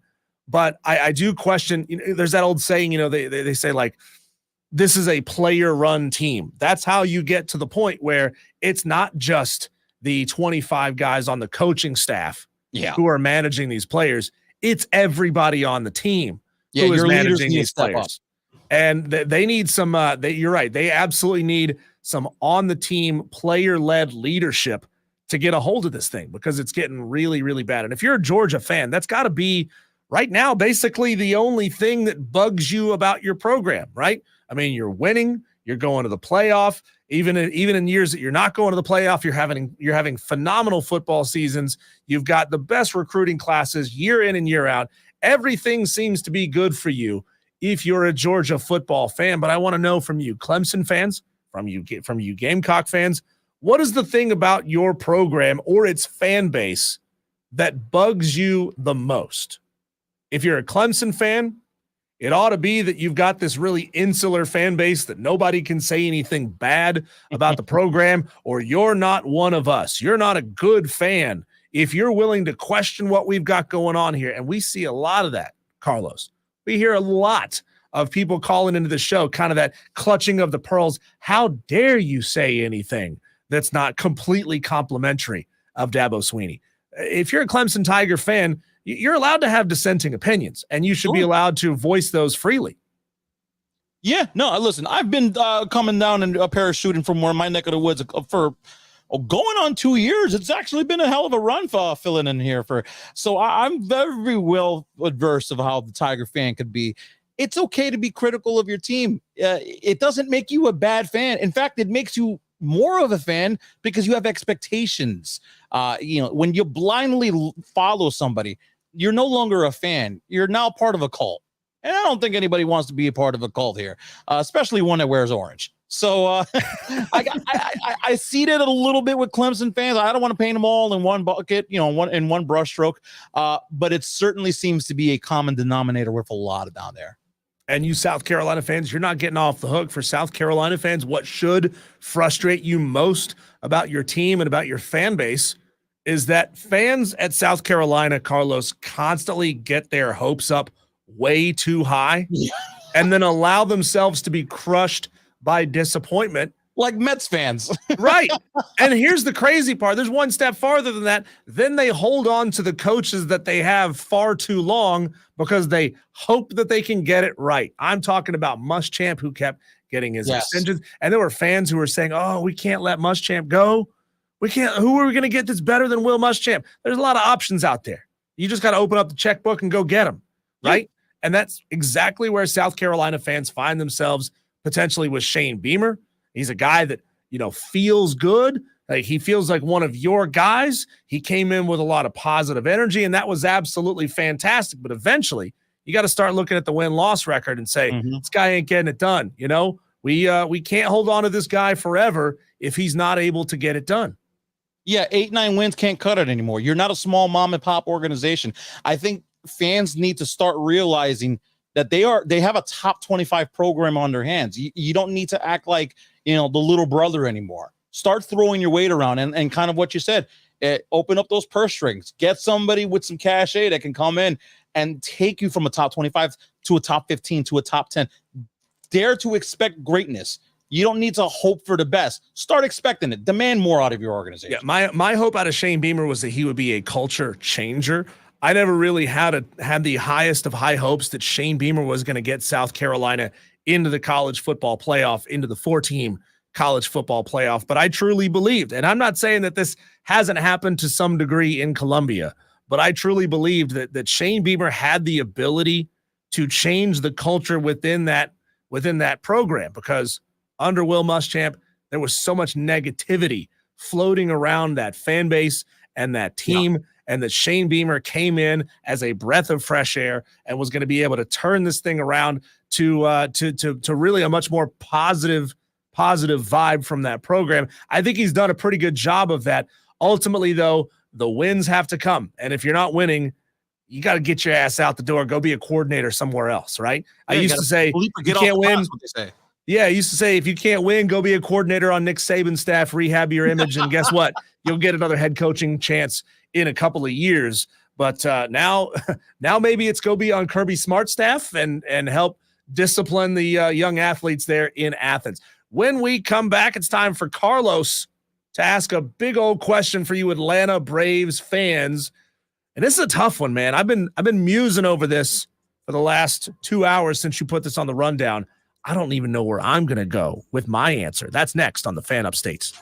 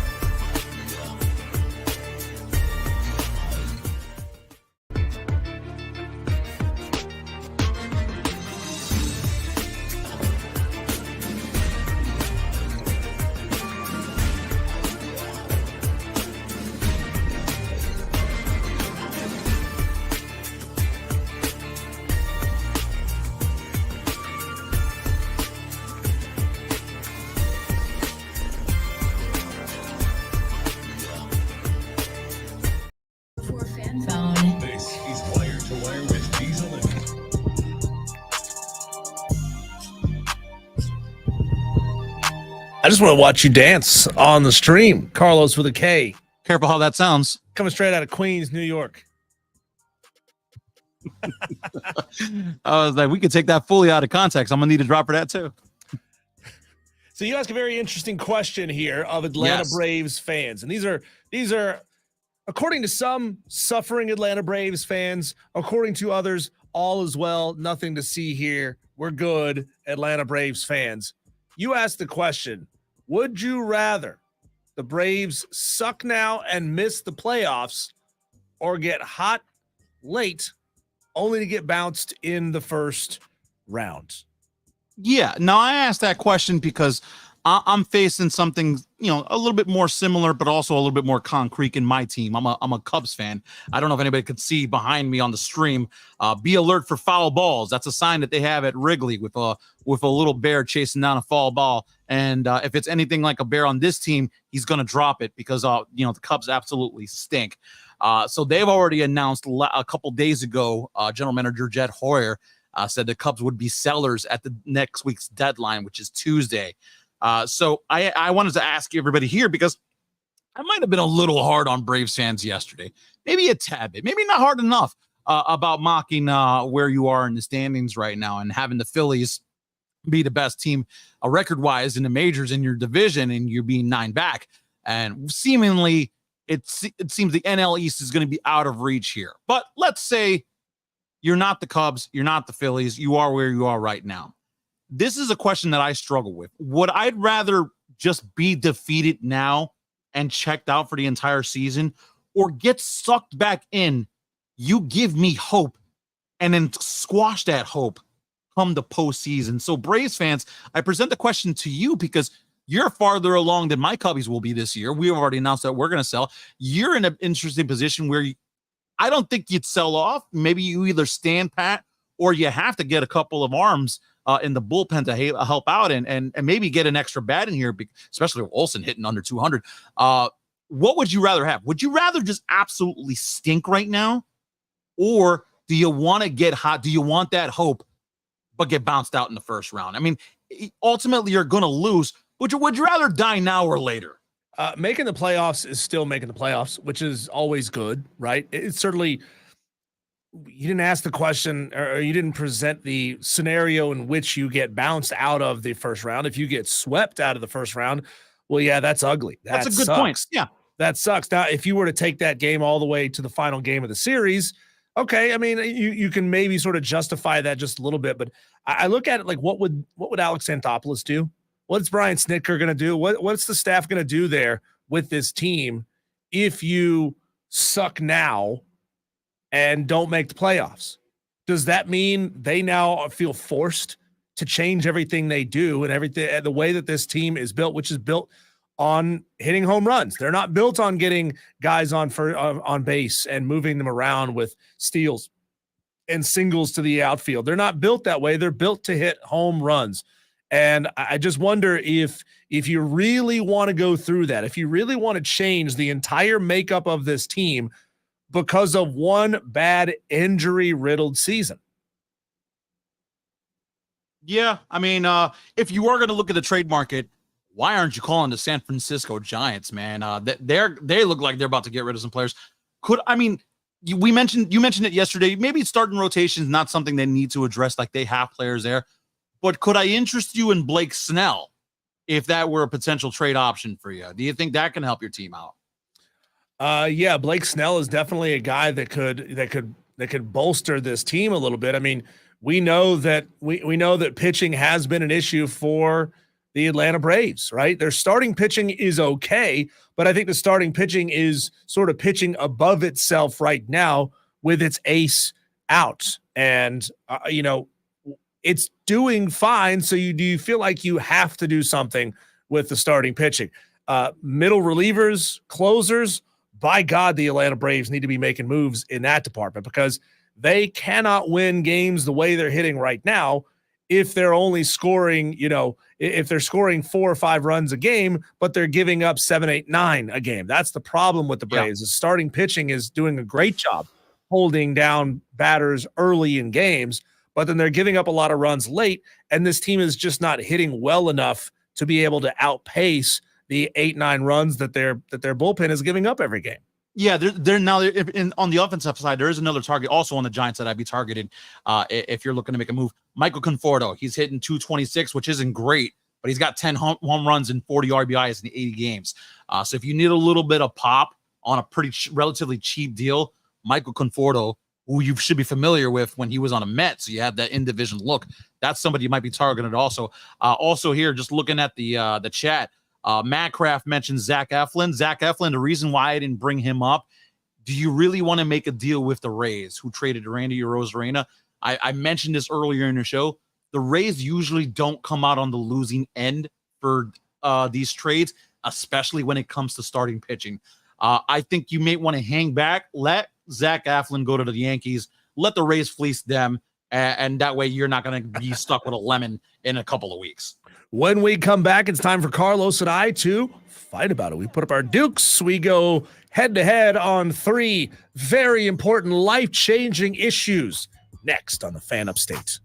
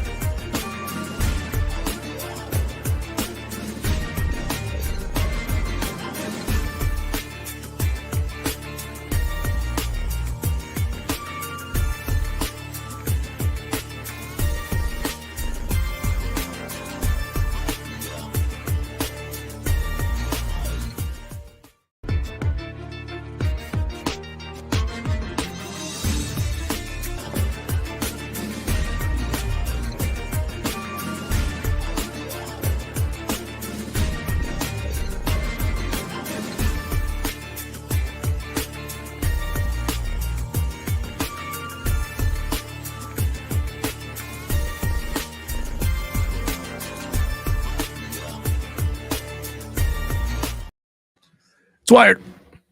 It's wire to wire with Diesel and Cole Bryson. Cole out of the country, doing his thing down in Nicaragua, having a good time down there. He'll be back on Monday of next week. I am joined right now by Carlos with a K, coming straight out of Queens, New York. Carlos, take over for just a second, my friend, because I'm choking on a splinter over here. Oh, he's just getting emotional. He misses his boy Cole. So hope Cole's having a good trip. I forgot who I wanted to yell at. On the text line here says, "I miss Cole." Are you trying to take a shot at me?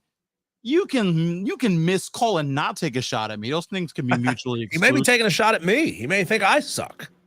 Oh, well, then I wouldn't disagree with that.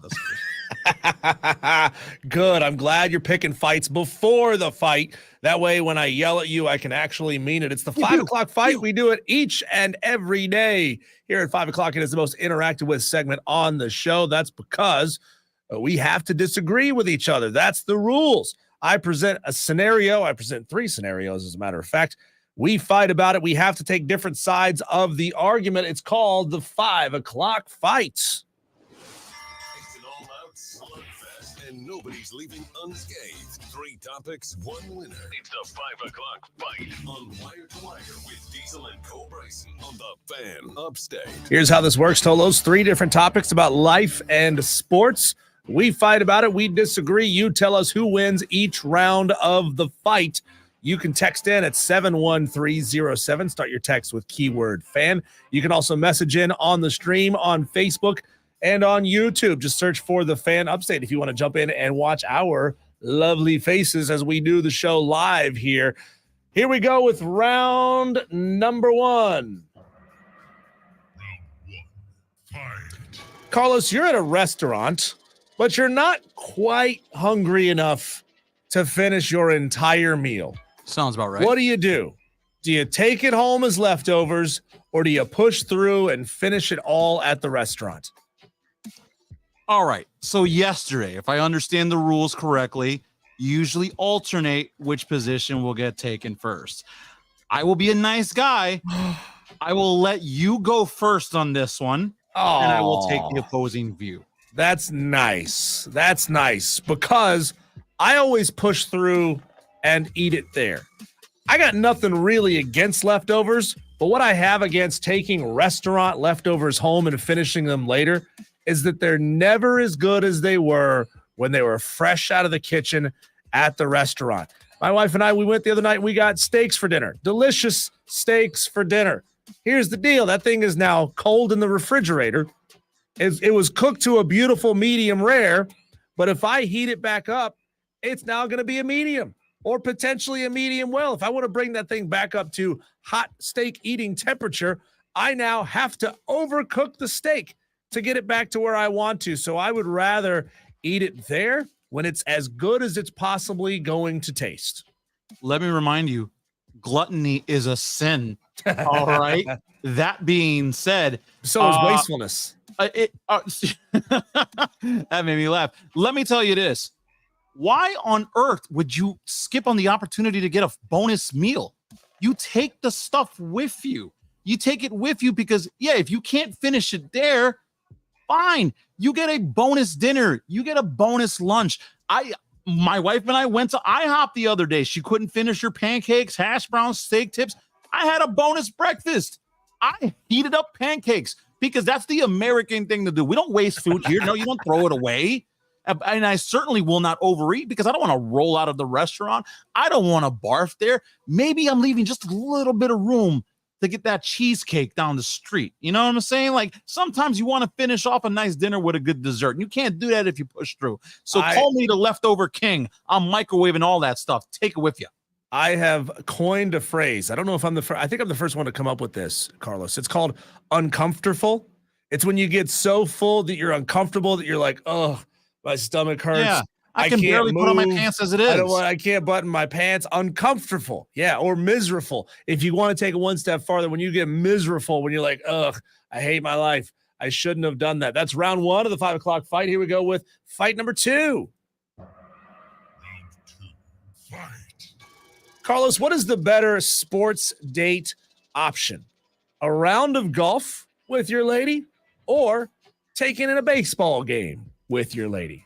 All right, let me tell you, I am the biggest baseball fan on the planet. Well, maybe not on the planet, but I am definitely a big baseball fan. I used to play baseball. Everybody knows my love affair with baseball. You want to score. You take that lady or man. No, we don't judge here. You take them for a round of golf. Even if you suck, you have a good time. And let me tell you why. You can get up and close personal with golf. Say you have a nice lady friend. She's never played golf before. She's going to go in the hips. She's going to go in for that putt. She doesn't know how to hold the clubs, presumably so, unless she's a pro golfer. Then maybe she should be rubbing up on you and teaching you. But you get behind her, put your hands around the waist, like, oh, no. Hold the 9-iron like this. Hang. Go ahead and just rock the hips with her. Get a preview of what's going to happen later on. You go for a round of golf. Listen, baseball, what's there to look at? You're going to go drink a beer? You could do that anywhere. Go play a round of golf. Get it some nice exercise. Warm up for some cardio activities that you'll probably have later on. Golf all the way. Carlos, if she's good at golf, then she's probably not going out with you. That's not true. She could go out with me and I could suck at golf. And she probably feel better about the fact that she's going out with somebody who doesn't play golf, because now she could be the reason that you get into golf. No. You take her to a ball game because you're guaranteed to have a good time at a ball game, right? Like nobody's ever had a bad time. Unless it's the Braves. Unless she's a hardcore fan. Now you take her to a baseball game, Carlos, because golf can be one of the most frustrating experiences of your life. If you get out there and you stink and she stinks, by hole number 5, she's pissed. She's miserable. She goes, I don't know how to hold a club. I keep hitting the ball and hitting it over there. I keep topping the ball. It's not going where I want it to go. I've lost every ball that I've paid for to come out here and play a round of golf. I've just paid $60, $70 for this. Why? I'm miserable. I hate this. And I say this from experience, Carlos.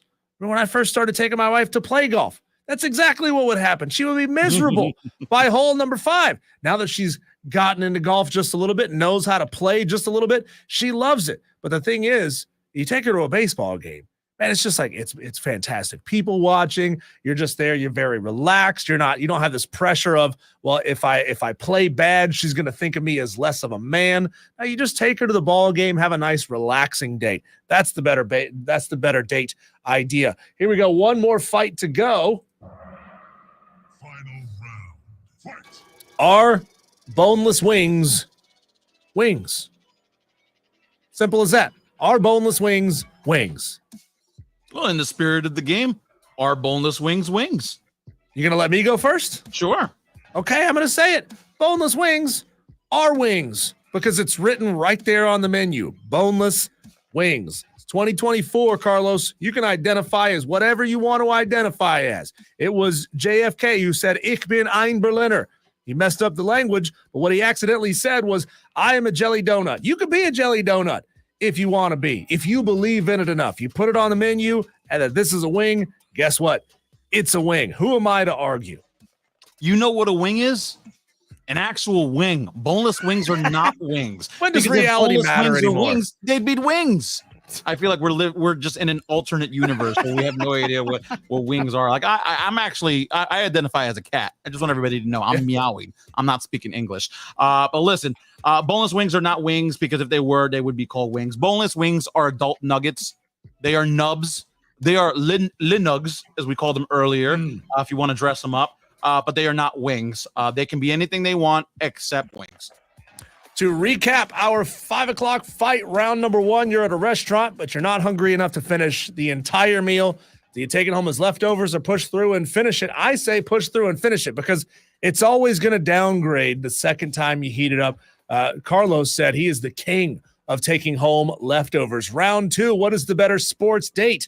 A round of golf or taking in a baseball game? Carlos says golf because he wants to get all handsy and show her how to hold the club.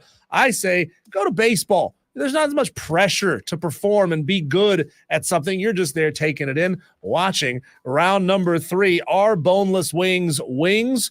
I say, yeah, you have to respect the poultry's pronouns.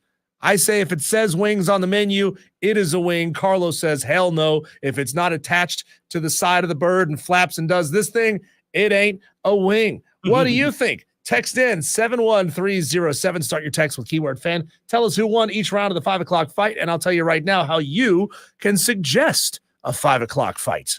What do you want Diesel and Co Bryson to fight about next? If you've got an ass, I'll kick it. Submit your topics to Diesel at thefanupstate.com. Subject line fight on the Fan Upstate. Man, these messages are coming in fast and furious on the stream. How about this? We'll start there and see if we can pick this up where these things started.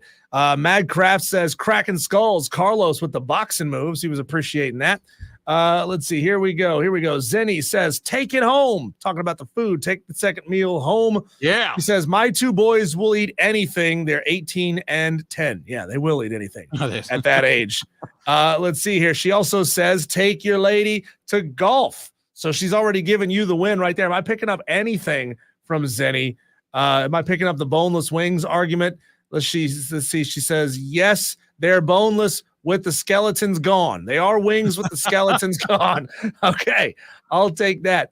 Let's see if we can catch back up here. We have Madcraft saying, side question, if you're good at golf, do you just absolutely spank her or do you tune it back so that she feels good? Oh, let me feel that one. That's a great one. You got to cater it to your date. You got to know who you're taking out.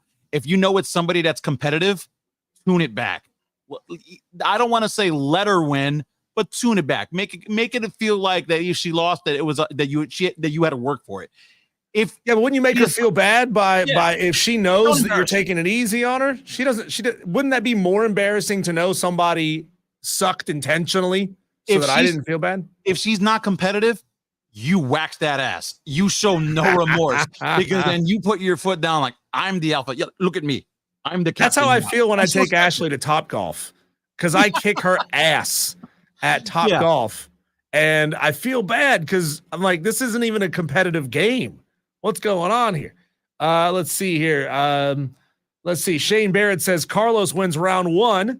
Diesel wins round 2 and 3. He says, I'm shocked Diesel didn't call boneless wings saucy nugs. I take issue with that, Shane. You typed that out before Diesel even finished his third round argument.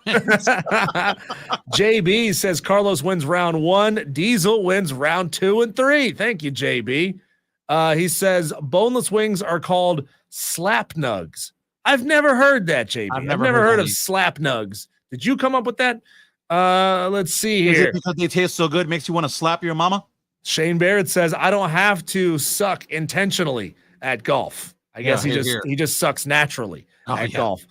Let's see. Zenny says it's a chance for both of you to have fun and not have expectations. Just have fun until later, then beat her at sports. LOL. Thank you, Zenny, for the text there. She does. She does. Let's see here. Texter says, this goes back to our conversation earlier about Kirby Smart. I want to get to this quickly. He says, I was 17 when I went to college on scholarship. I can't imagine what would have happened if you would have put $250,000 in my pocket, being honest. That's true, Texter. Yeah. You're putting a lot more pressure on these athletes to behave with some class and to behave with some, like they've been here before. But the thing is, I'm now putting $250,000 in your pocket. I expect you to be more mature, right? I'm not putting $250K in your pocket so you can go out there and be immature and blow it all. I'm putting $250K in your pocket because I expect you to be mature. Yeah, I don't know about that. You're asking kids that, presumably haven't had this kind of money growing up. No, I'm with you on that. Once you get this kind of money, like, you don't know what to do with it. So, like, yes, they are young men. They are young men. They are adults at this point, over 18. You can go serve. There are, privileges afforded to you. But I'm not going to fault somebody for making kind of foolish decisions with money because I knew when I got my first taste of pay, I didn't know what to do. I was over here blowing it on things that I can't talk about on this stream or on this air. I will talk to you about that offline. But yeah, I think there needs to be better financial education for not only our student athletes, but for just really anybody growing up overall. We really got to sit down and be like, hey, this is how you handle obscene amounts of money. Okay, first of all, these are 18-year-old men now at this point. I hate when people call them kids. We're putting big boy money in their pockets. I expect them to act like big boys, right? They sign contracts. Carlos. I know this is not the 5 o'clock fight. We're getting into a new fight right here that we didn't expect to have. They signed contracts. They read the contracts. They should understand the contracts. They should understand the ramifications for their actions. You do something stupid with the money that we provided to you, it's going bye-bye, okay? We're going to take it all right back. So I expect you to behave like it. And how do we know that these programs don't have financial literacy programs and training for these players? It's not like they just put $250K in their pocket and wish them the best of luck. They put this money in their pockets and they try to educate them on the right things that they're supposed to do. These programs all sit these players down and try to teach them the right things to do with their money and with their lives. Some of them just don't listen. Okay. Do you want to respond to that, or should I continue on with 5 o'clock fight?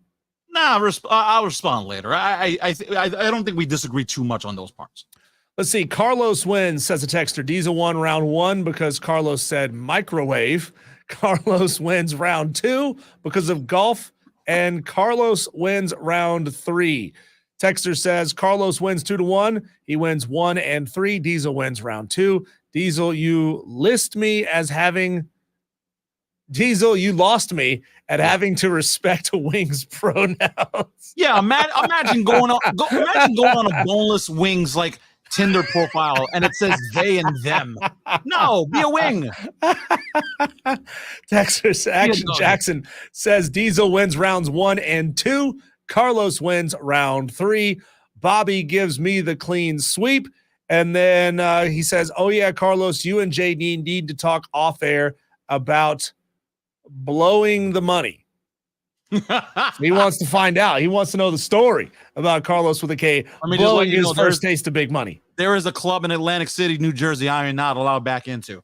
Yeah, did she have sparkles on her skin? Did she smell like bubble gum? What happened?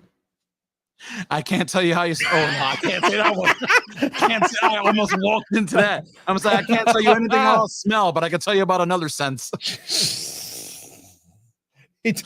By the way, you tell me that the body oil with glitter in it didn't cover up that smell? By the way, Madcraft says that you're salty in the stream here because you didn't read his decision. Carlos round 1, Carlos round 2, Diesel round 3. I don't want to feel like an ass leaving in a restaurant. I can get more intimate on a golf date, and wing meat is wing meat. So don't be salty. Go check your sodium levels, Diesel. Read everybody. You look like the little girl in the Morton Salt with the yellow umbrella. With all that salt. It's because I only consume sea salt from the sea, my friend. I consume fancy salt, not that salt you're of the getting plebs. That host money, that's why. Exactly. When we come back, another big question from Carlos with a K that's going to put a lot of you Tolos in a tight spot. That's coming up next on the Fan Upstates.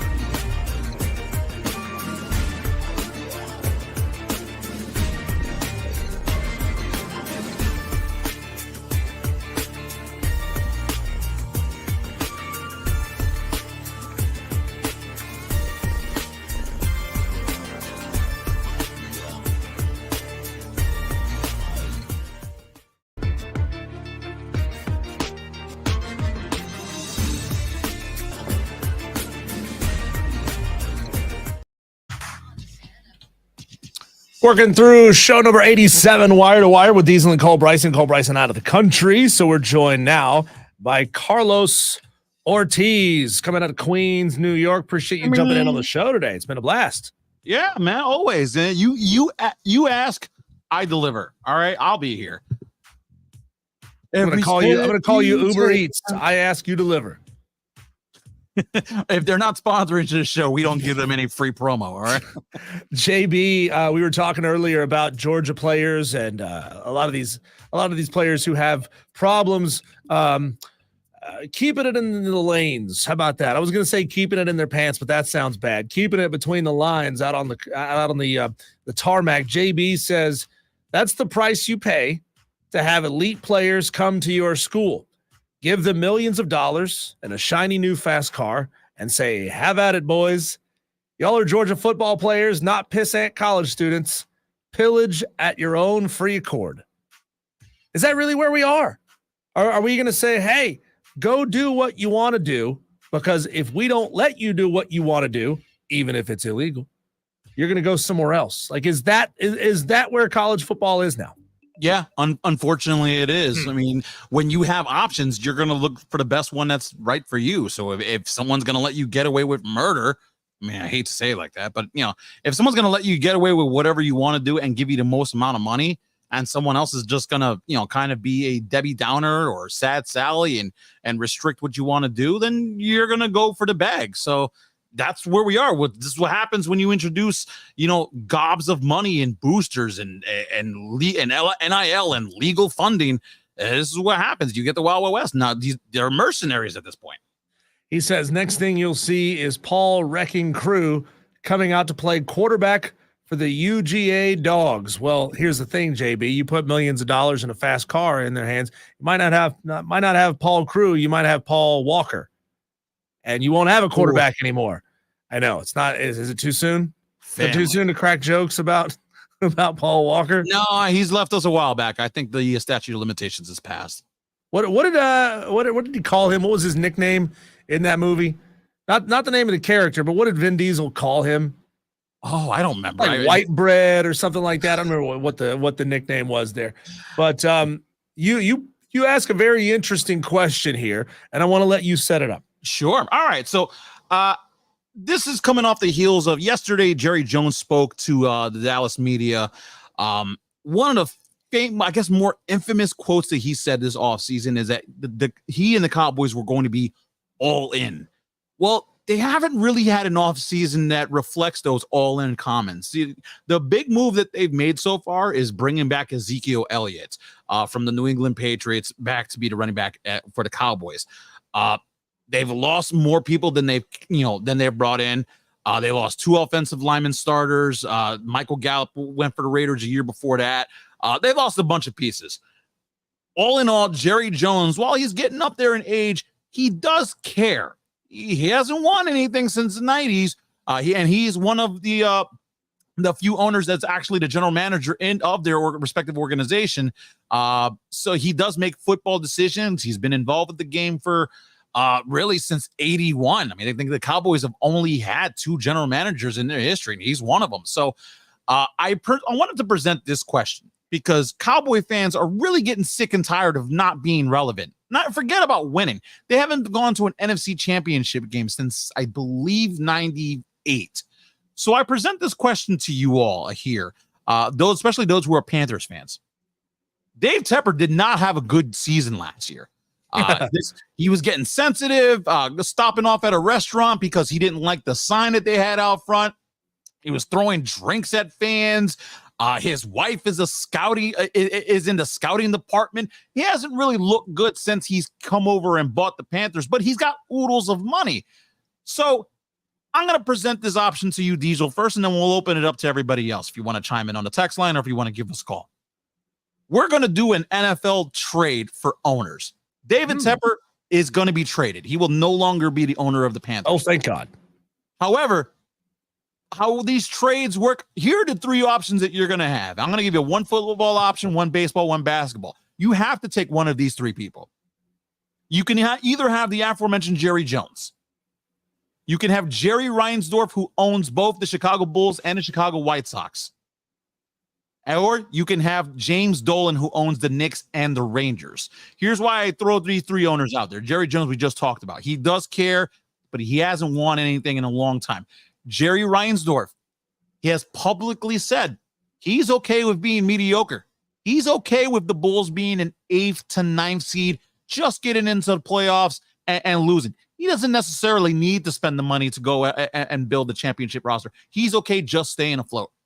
James Dolan, on the other hand, will spend as much money as possible, but will never win. So these are your three options. We're going to get rid of Dave Tepper. Out of those three guys, Diesel, which one's the one that you're going to take back? Well, the crazy thing about Jerry, it feels obvious to say Jerry Jones here, but I'm going to explain why. James Dolan is an embarrassment to every team that he owns. He hasn't, I would say that he hasn't necessarily been super embarrassing to the Rangers, but as far as his ownership of the Knicks, he has been an embarrassment. He has run afoul of former players. He has obviously, he's just a bad dude, right? He's just a bad owner, and the fans hate him. The fans chant things like, we don't want you sell the team. And he gets pissed off about it and publicly talks about that. Jerry Reinsdorf, it's weird. As he's gotten older, he's changed. But Jerry Reinsdorf, back in the day, he wanted the Bulls to be a winner. Like, he would spend the money to have the Bulls being a winner. And now it just seems like he's a businessman. All he cares about is making the money. He doesn't care if his team wins or not.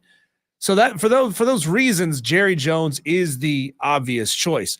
Now, the biggest downside to Jerry Jones is that he is just far too loyal to people within his organization that he feels are right for his organization. We've seen it with coaches. We've seen it with multiple quarterbacks. We've seen him, put his arm around somebody, and hey, it's great for that quarterback, right? It's great to have that kind of longevity and that kind of job security. Dak Prescott has gotten the Cowboys to a good point, but he hadn't gotten over that hump. A smart owner would say, okay, let's go draft a quarterback who can get us above and beyond where Dak Prescott did, but he won't do that because he's loyal to Dak Prescott. So I want a guy who at least wants to win, a guy who is trying to win, even though it's frustrating. He actually has a winning team under his belt. So I don't think there's any reason why you could say either of those other two guys. Yeah, I'm with you, and I hear the comment. I hear the case that you're making for Jerry Jones. I'm actually going to go off a little bit of a curveball here. I'll take James Dolan. James Dolan, and I'll make this very direct. James Dolan is a jerk. And this is not me just pontificating off the top of my head. This is from interactions that I've had with him. This is interactions from people that I know that had it with him. James Dolan is an absolute jackwagon. He's also a man-child. The dude fancies himself as this great musician. I don't know if band's not bad. His band's not bad. I've looked it up. It's not great. It's also not great. Yeah, it's not great, but it's not bad. It's not the worst band I've ever heard. But in terms of James Dolan's fandom and him being an owner of a team, his only crime is that he hasn't won yet. Whereas Jerry Jones, he hasn't won, but he's also way too involved in the football operations. Remember, Jerry Jones is not necessarily a bad drafter, but he's facing a problem with free agency and, really just keeping the roster together. Right now, he's on a last year of Dak Prescott. They cannot franchise tag him. That's been worked into his contract. So they cannot tag him. And he does have a no trade clause. So if the Cowboys were to decide to trade Dak Prescott, whether it's now or a couple weeks into the season, Dak Prescott can dictate where he can go. So Dak Prescott has all the leverage there. CeeDee Lamb wants a new deal. Micah Parsons wants a new deal. You cannot spend 70% of your cap on 3 players. So that's why, he drafted great, but they've also mismanaged moves to put them really in this position that they can't play all 3 guys. And with these 3 guys, they haven't been able to make it to the NFC Championship, let alone the Super Bowl.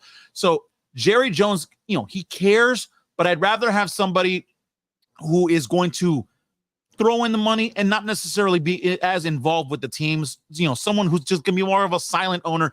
James Dolan's not silent. He makes stupid moves, but at least he doesn't do it in affecting the Rangers and the Knicks. Because now you look at the Knicks, they actually are the favorites going into the next NBA season. One of the favorites, I should say, after the Mikal Bridges trade to win the championship. I still think they need another big man. They might need another outside shooter, but that's neither here nor there.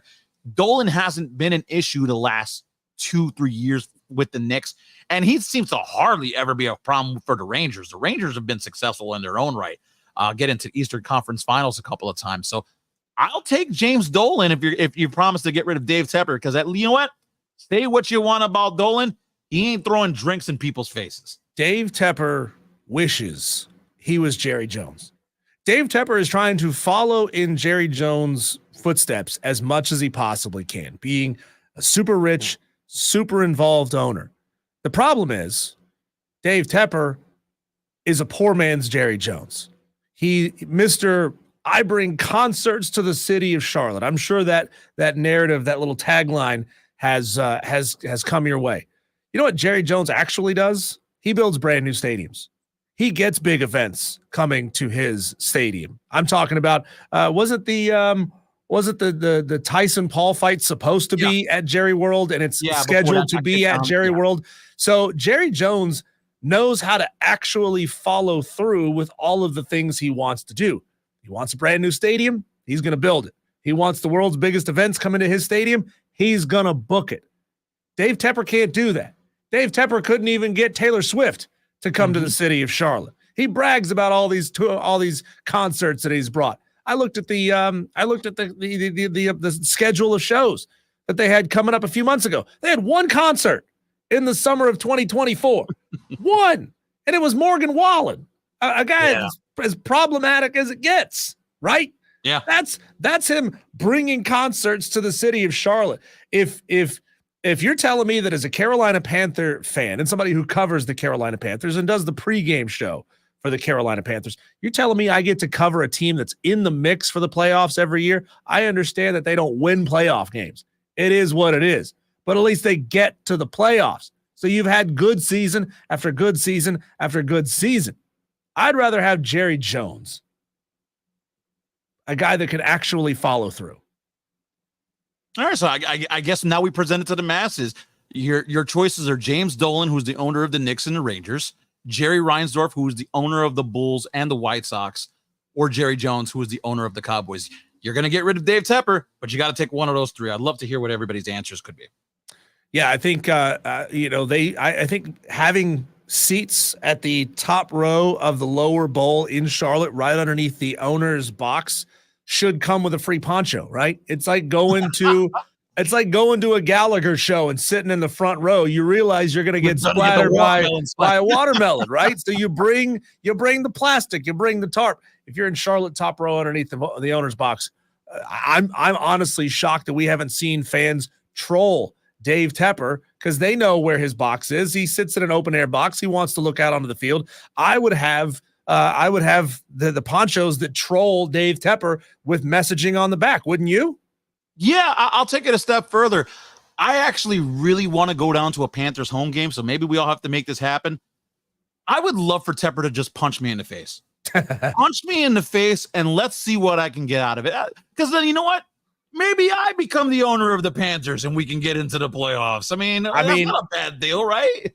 If it's me, just give me the Panthers. If it's me and a vodka soda gets thrown on the back of my head, I'm saying, oh, it got into my eyes. It stings. It burns. I can't see straight anymore. Immediately fall to the ground. I used to have 20/20 vision. Now I've got 20/12 vision. I can't see. I need money. God, who is this idiot who only took what it was fine from the NFL was $300K? I wonder exactly how much the fan got out of this. I mean, I would hire the sleaziest, dirtiest lawyer I could possibly find.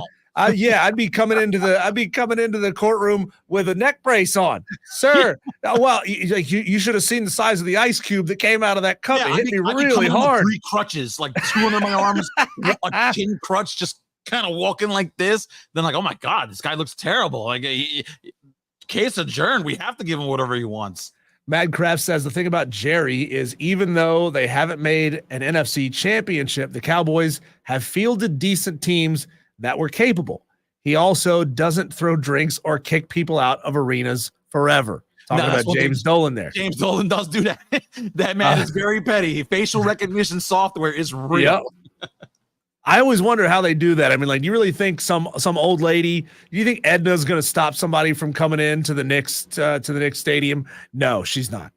Yeah, but you know, my good buddy of the Infinity Sports Network's morning show, Maggie of Maggie and Perloff, Maggie Gray is indeed banned from MSG.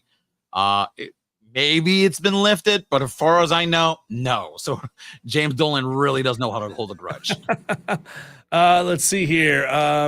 That's it. You guys, if you want to get in the comment section, let us know, who would you take? I'm going Jerry Jones. If I could trade Dave Tepper as owner of the Carolina Panthers, I'm trading him for Jerry Jones. Carlos is trading him for James Dolan because he'll spend a lot of money and he actually can get teams into a position to win, even though he is a massive tool. When we come back, we'll read your messages and we'll get to our daily wires, a refresher, an update on our daily wires. That's coming up next on the Fan Upstate.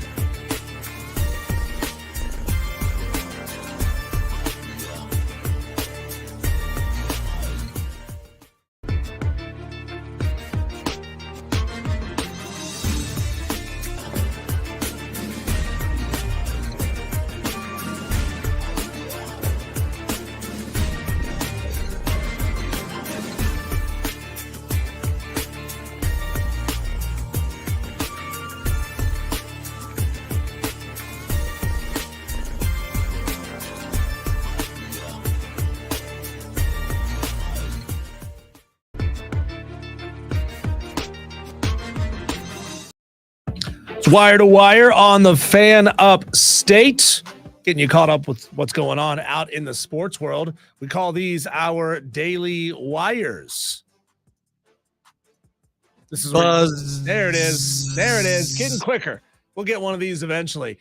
The Olympic ceremonies are underway. French metal band Gojira played the rainy event. It looked nasty out there, man. I would not want to be on a poo-smelling river in the heavy rain, just churning up all that nastiness. That's just gross. But, man, it was badass to see Gojira playing this event. It really was.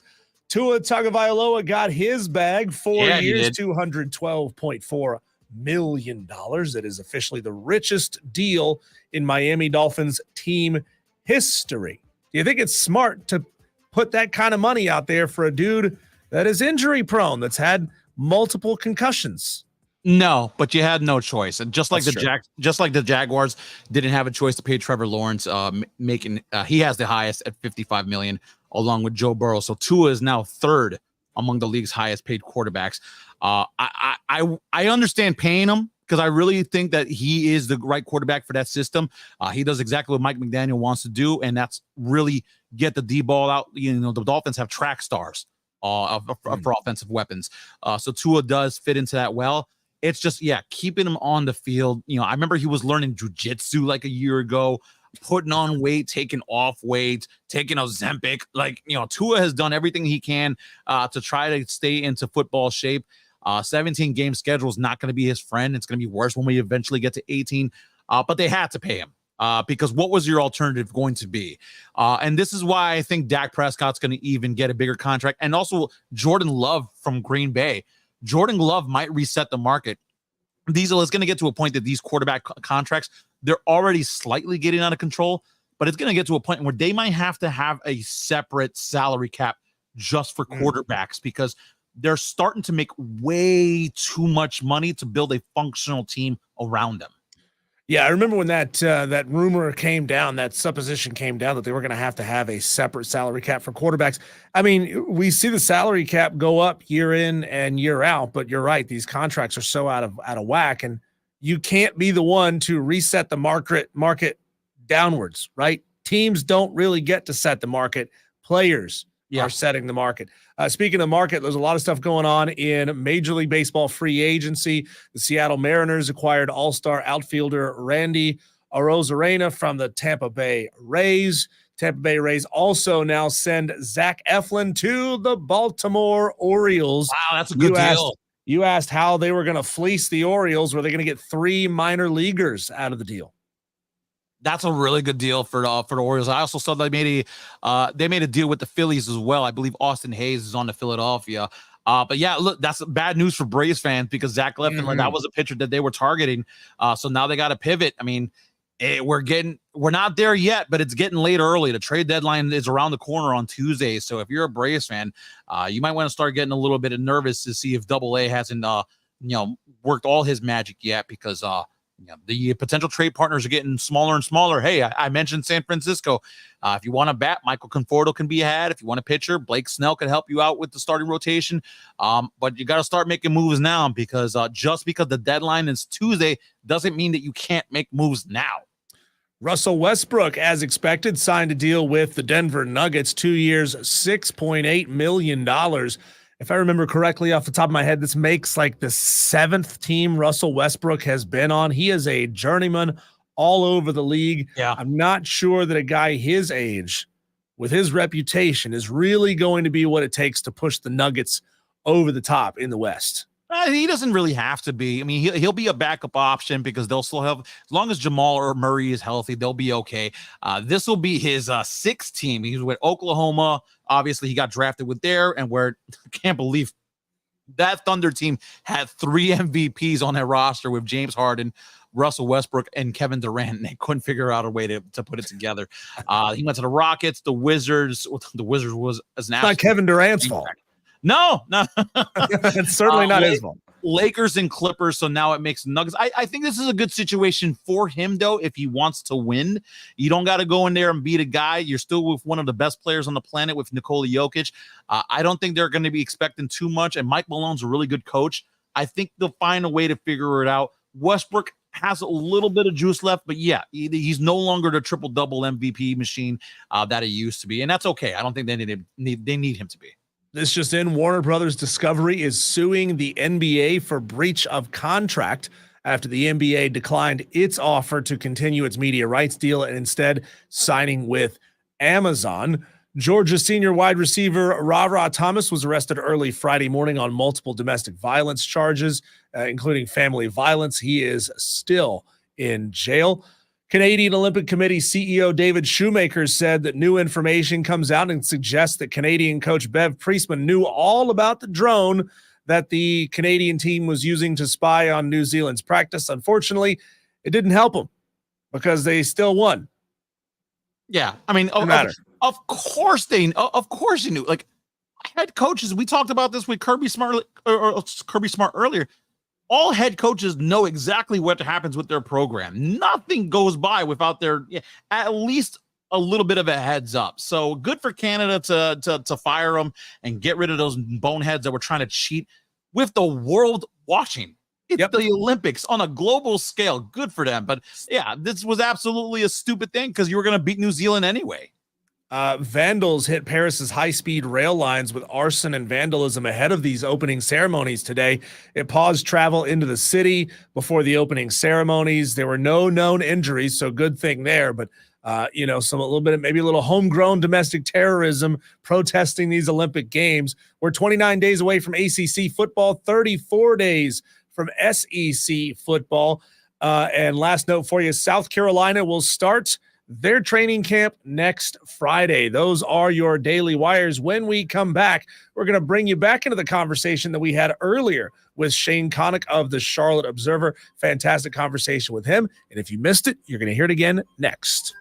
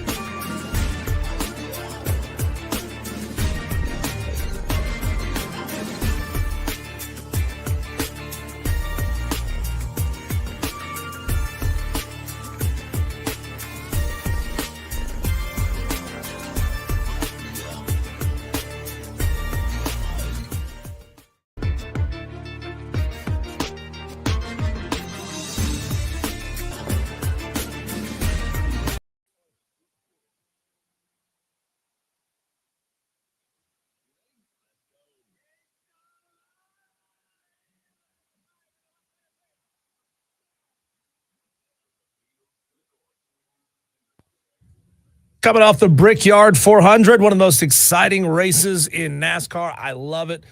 I love odd-shaped tracks that make these guys think just a little bit. We go to the phone lines now. Shane Connick, who writes about NASCAR for the Charlotte Observer. Make sure you look him up and find his content at Shane_Connick on Twitter. Shane, you called the ending to the Brickyard 400 ridiculous. I say that a lot about NASCAR is ridiculous these days. Explain to me what got you so up in arms about the ending of the Brickyard 400. Well, like you just said, the Brickyard 400 is always a great race. Indianapolis Motor Speedway always produces good races, but this is a race that did not feature any on-track passing.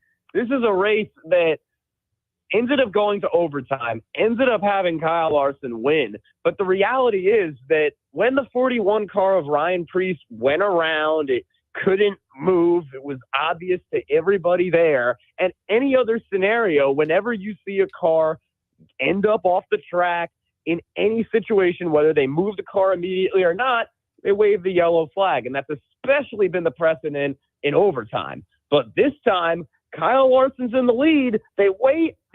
Elton Sawyer explained earlier this week on Sirius XM, they thought that Preece would be able to just keep going, but then as soon as he moved it a little bit, they realized he couldn't. At that point, Larson had just taken the white flag, and they called the caution that they seemingly could have for every other reason that they would have called it on any other lap, thrown that yellow flag just before Larson took the white flag. So in the end of the day, though, to your point, it's a great race.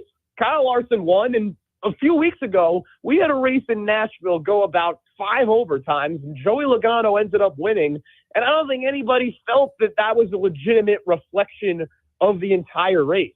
This race, in a lot of ways, at Indianapolis was the ultimate kind of assessment of strong drivers in a lot of ways. The top 5 cars in the points qualified in the top 5 starting positions and ran in the front throughout the race. And Kyle Larson, arguably the greatest driver in the sport right now, won it with Tyler Reddick, probably arguably one of the fastest Toyotas, finished in second. So it really ended up being a strong race, but still, if you're going by the rules, which we go, or you're going by what seems to happen every other week, the caution would have been thrown, and Larson still could have won it on the 3rd overtime, but maybe you run into a national situation. But either way, a good race and a Kyle Larson victory. Oh, Shane, what's going on? It's Carlos. First of all, thanks for following me on Twitter. So not only are you a friend of the show, but you're a friend of me, so I appreciate that. But you know, one of the calls that, one of the drivers that was impacted by that call with Larson winning was Ryan Blaney. But it looks like he's going to be okay. We haven't had a back-to-back winner of a Cup Series championship since Jimmy Johnson won 5 straight back in 06 to 2010. Blaney looks like he's the closest to do it right now, despite the finish at the Brickyard. How much of a chance do you give him to defend the title and possibly go back-to-back here? Yeah, Carlos, great to talk with you as well. And I see you got the WFAN in your profile pic there. I've listened to a lot of WFAN in my life as well. Now, Ryan Blaney has a legitimate shot to go back-to-back. Last year, it didn't necessarily feel all year like he would be the guy who would be representing the sport as its champion by the end of the season, but he won the Coca-Cola 600 to snap a long winless streak, and then from there, that catapulted him into the playoffs, and then he got wins and top 10 finishes when he needed to as the playoffs went on and ended up winning the championship, and now this year has noted that he's had a bit of a changed mindset, because before, especially when he had that winless streak, he felt he was really just doing everything in his power to win a race. At that point, he's approaching 30 years old. He's been in the sport a while. Now he's a champion. He's realized that it's not as important to shoot for first place in every single race at a certain point. And he's been able to put together a lot of strong finishes this year. And now, guess what? He has 2 wins to his name when most drivers have 1, or most of them have none. The ones who do have 1, he had 3, and now Larson with 4. So Ryan Blaney has become one of the best drivers in the sport this year, a year after he made his way to the championship. So Ryan Blaney has just as much of a chance as He had last year to repeat, and the 12 car has been fast. Shane Connick of the Charlotte Observer joining us here on Wire to Wire with Diesel and Carlos with a K. I saw on your Twitter, Shane, about Rangers parking being $165. First of all, tell me you did not pull into that parking garage. Second of all, tell me if you did, the Charlotte Observer got you back on that one. And third, what is the most surprisingly unreasonable charge you've seen at a NASCAR event? So I was in Arlington for the American Athletic Conference football media days. And fortunately, I did not have a rental car, but I was just walking around, checking out Globe Life Field, AT&T Stadium, that area. And there's a garage. And typically the highest prices you see, sometimes it's $50 in certain places, or typically even 25 certain cities. And all of a sudden in the middle of Arlington, Texas, it's just not 100. It's just 165. And it very clearly says for that one particular event, that night's Rangers game. I have never seen a price anywhere that's been that high. At NASCAR, I would say it doesn't seem like they have that crazy prices, to be honest. And I was actually talking to Cole about this, hearing from a fan perspective a bit about rules about stuff you're allowed to take in with you compared to other sporting events. But either way, it just has to be typical stadium concession type prices. And something to note about NASCAR, that I can't think of any super outlandish prices off the top of my head. And for most sporting events, you could think of many. Shane, I know with baseball, and you being a baseball fan, you know about this as well. You know, a lot of these stadiums will have their really over-the-top priced concession item that's more of just marketing online. You know, there will be the $500 Wagyu burger I think they sell at Truist Park in Atlanta. I mean, have we seen NASCAR tracks getting in on that, where Daytona will try to come up with something unique to put on their menu, and Nashville will put something very unique on their menu? Have we seen that at all in NASCAR? We've started to see tracks create atmospheres. And I think it relates even to the bigger concept that you see these new stadiums be built, or stadiums that exist, and they want to build a whole entertainment district around that stadium, kind of like what Atlanta's really done around Truist Park. And so with these racetracks, they want to make the infield not like, oh, you walk around and you do get the whole garage and experience, but that you have restaurants and little clubs. And in Phoenix, you see different restaurants that fit the culture, have different.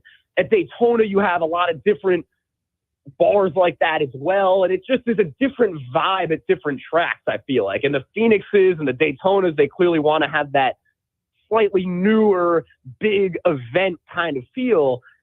Charlotte in some ways as well. And then other tracks, you go to Martinsville and it's just a lot more. You walk around the infield and there's just not as much space. And they want it to be that the only food you're for the most part getting is that hot dog stand right in the middle of Martinsville Speedway, where you can get a all the way, as they call it, filled hot dog for $1 or $2 or whatever it is.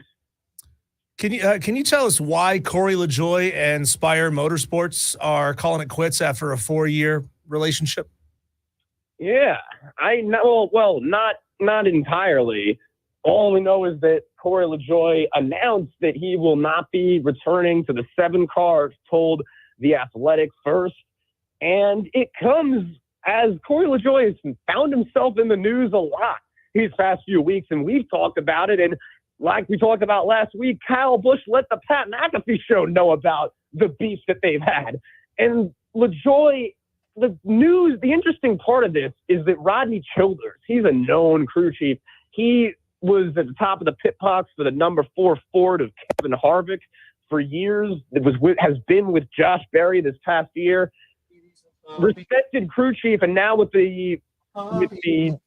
Stewart Haas Racing closing its doors following this season, Childers had announced that he was going to be going to Spire Motorsports to crew chief the 7, and there was no reason to assume that would not be working with Corey LaJoie, considering that the driver is just slightly younger than 30, believe, and he's been in the sport for a while. He's put together strong runs. He's developing. Spire's been an innovative kind of team as it merged with Kyle Busch Motorsports last year. But now with this news, we don't know exactly what's going to be happening with Corey LaJoie, because it had been widely expected that he would be returning to the 7 car with a new and enhanced team. So this is an interesting news that was pretty unexpected, I think, within a lot of these team changes that go on this time of year. Yeah, with LaJoie leaving, are you hearing any of the rumors of his replacement? And you mentioned Kyle Busch. He might be one of the names to watch out for. Who do you got a good feel that could be in the run-in to fill that spot for Spire next year? It seems like Kyle Busch will, in fact, be returning to RCR. Do feel like Kyle Busch, a lot of people feel like if he were in a different car with a different team, maybe he'd have some better results. Either way, he is committed to working with Childress. They plan on potentially even bringing on another charter. But with Michael McDowell now joining Spire Motorsports, it seems like he will be in the 71, believe not necessarily the 7. I think if they don't end up moving Michael McDowell to the 7, wouldn't be surprised if Spire even goes after a Todd Gilliland kind of driver, and somebody who's been putting together strong runs, finds himself toward the front different points in races, and maybe just needs a slightly better ride.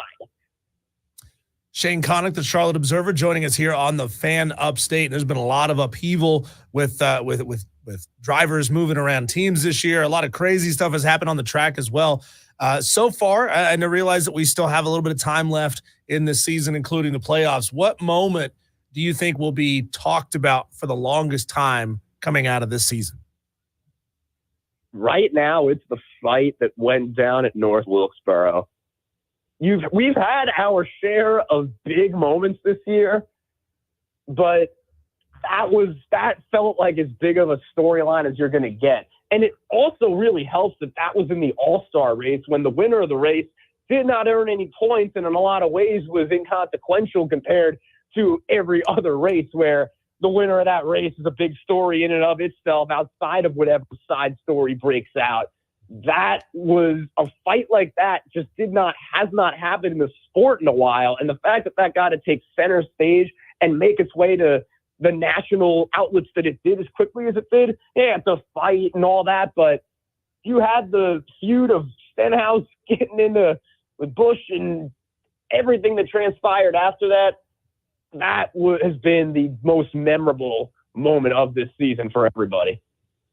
Now, if going back to the playoff standings here, there are over a dozen drivers I think are facing must wins. That they got to be able to get one in the book so to keep their playoff chances alive. So, like, I'm looking at guys like Kyle Busch, Michael McDowell, Ricky Stenhouse Jr., Chase Briscoe. The list can go on. I think there's at least 15 guys that got to get a win in there. Who of those names, or maybe who's someone I haven't mentioned, who do you think has the most realistic shot to make the playoffs? So at this point, Kyle Busch has just got to win already, and I think it's going to happen. I heard you say his name a bunch of times in there, and I think we're all thinking that. Kyle Busch, even though he's in that 8 car this year, and he was running in 6 toward the end when he spun and ended up prompting overtime in Indianapolis. It's a matter of time before he wins, and especially we head to Richmond in a couple of weeks, the first race after the Olympic break. That could be a good time for Rowdy to return to victory lane in a cup car. And at that point, he's in the playoffs, and that's all he needs to get to. So, yes, I think it's most important for a guy like Busch. And at this point, that Michael McDowell, guys like that haven't won. We've had the Austin Cindrics of the world end up getting wins and getting into the playoffs. It's about time that Kyle Busch gets the win that he needs to get in. Shane, we spent a lot of time on these airwaves having you on talking about our love for small tracks. I think you, Cole, and I all have that in common. I grew up in Hickory where, they would host a Busch race every couple of years at Hickory Motor Speedway. The wall of the pits even says birthplace of the NASCAR stars on it. I love big tracks. They're fun. But when it comes to track design, why is it that we aren't seeing NASCAR really go bigger than what we've seen? I'm thinking like bigger than Talladega or smaller than Bristol. Like, why are we not getting weird with some of these designs? I mean, if we're trying to attract a younger and younger audience, why not just make it Fortnite in real life and these guys are out there racing on some really odd shaped tracks?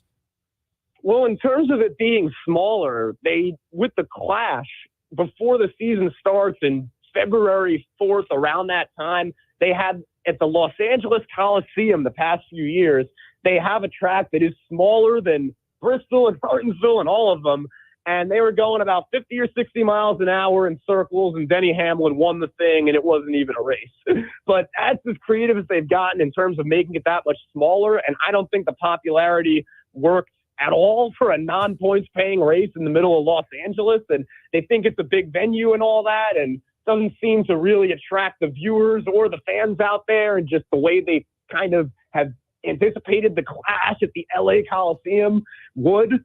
But in terms of having something that's bigger than a Talladega, bigger than 2.5 miles, I think about that sometimes, because when they have these road courses, what if they just had drivers actually drive on roads? What if they actually had drivers drive for miles and make some kinds of pit stops in some ways and really got creative like that, considering that these are just supposed to be stock cars racing, that this started from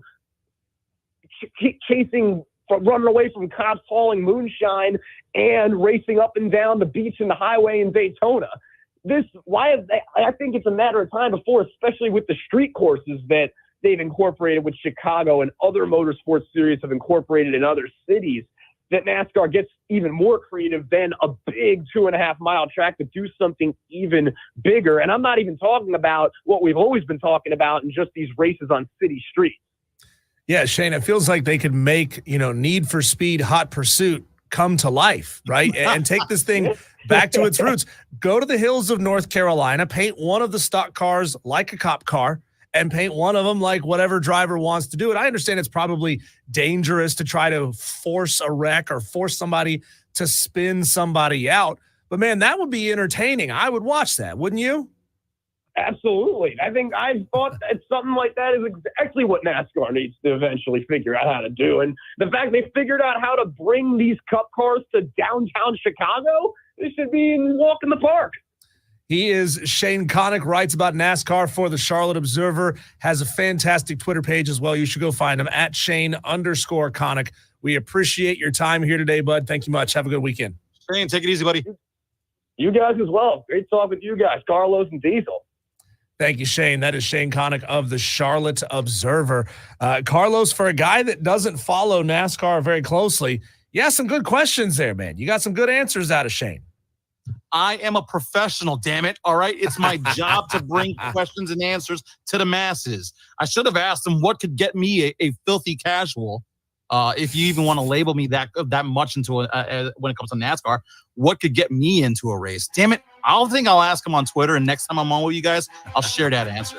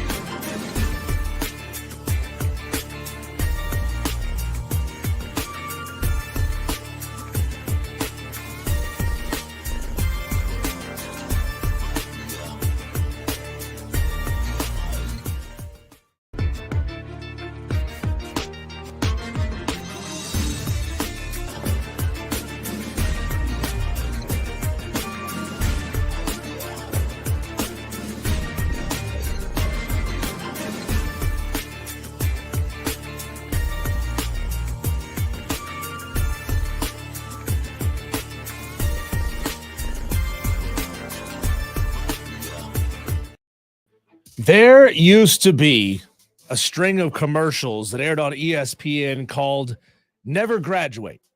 I don't know if you remember those, Carlos. There was one in particular. A guy and a girl were out on a date, looked like a blind date. They were driving somewhere. They were in a car together. And they start chit-chatting about college. Where'd you go to school? Oh, I went to Ohio State. She's like, oh, I went to Michigan. And he opens up the car door of a moving car, jumps out, does the roll, sits up on the street and yells, "Go Buckeyes!" And she just pulls away, leaves his ass behind. Never graduate. That's how I feel about things. You ask a very interesting question here on Wire to Wire. Mm-hmm. Do you carry college grudges over into the pros? And the answer is hell yeah, you do. Hell yeah, you carry college grudges over. I mean, I'm just trying to think. First of all, my team's rival, Georgia Southern, doesn't have enough good players coming out of it to even make it an issue, right? No Georgia Southern players really make it in the NFL. They don't make it to the Carolina Panthers, so it's not really a problem that I've had to deal with in my lifetime. But you bet your ass I would hold that grudge. Yeah, I've always found that fascinating, being a guy that is surrounded by pro teams, not necessarily a big college atmosphere over here. I mean, it is New York City. They do take their college basketball serious. There is St. John's, which is right in my neck of the woods in Queens. Rutgers football, basketball is not too far off, but that's, we're talking about an hour and a half, 2 hours away from New York City.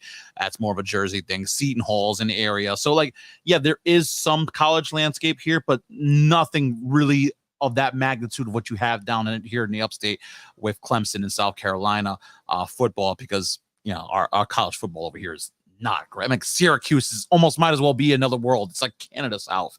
So I've always been curious about that, to see how those rivalries carry over. Now, I guess I'm curious if you're a fan of a particular pro team. All right, I'm a Giants fan. I think everybody seems to know that about me.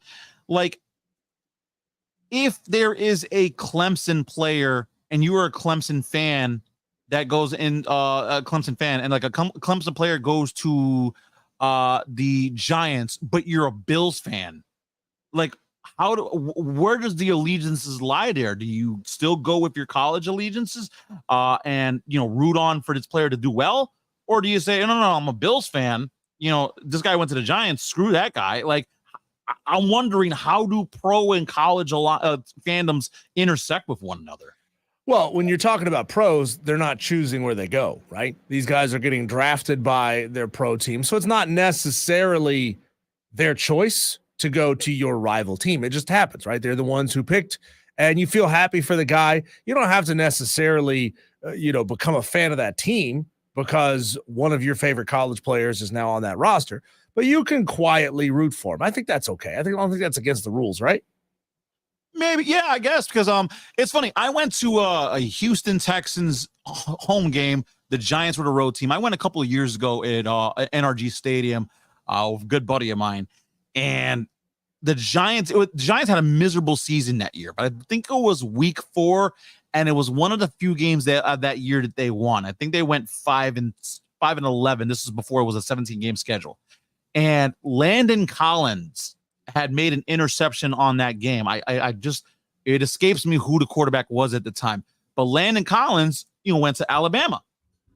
So when he makes the pick, my buddy and I go, yeah, we like scream and like, get all excited because the Giants get the ball back. And there's a woman that's sitting in front of me, and she turns around and she's like, now, normally I would tell y'all to pipe down, but Landon Collins went to Alabama, roll Tide. So,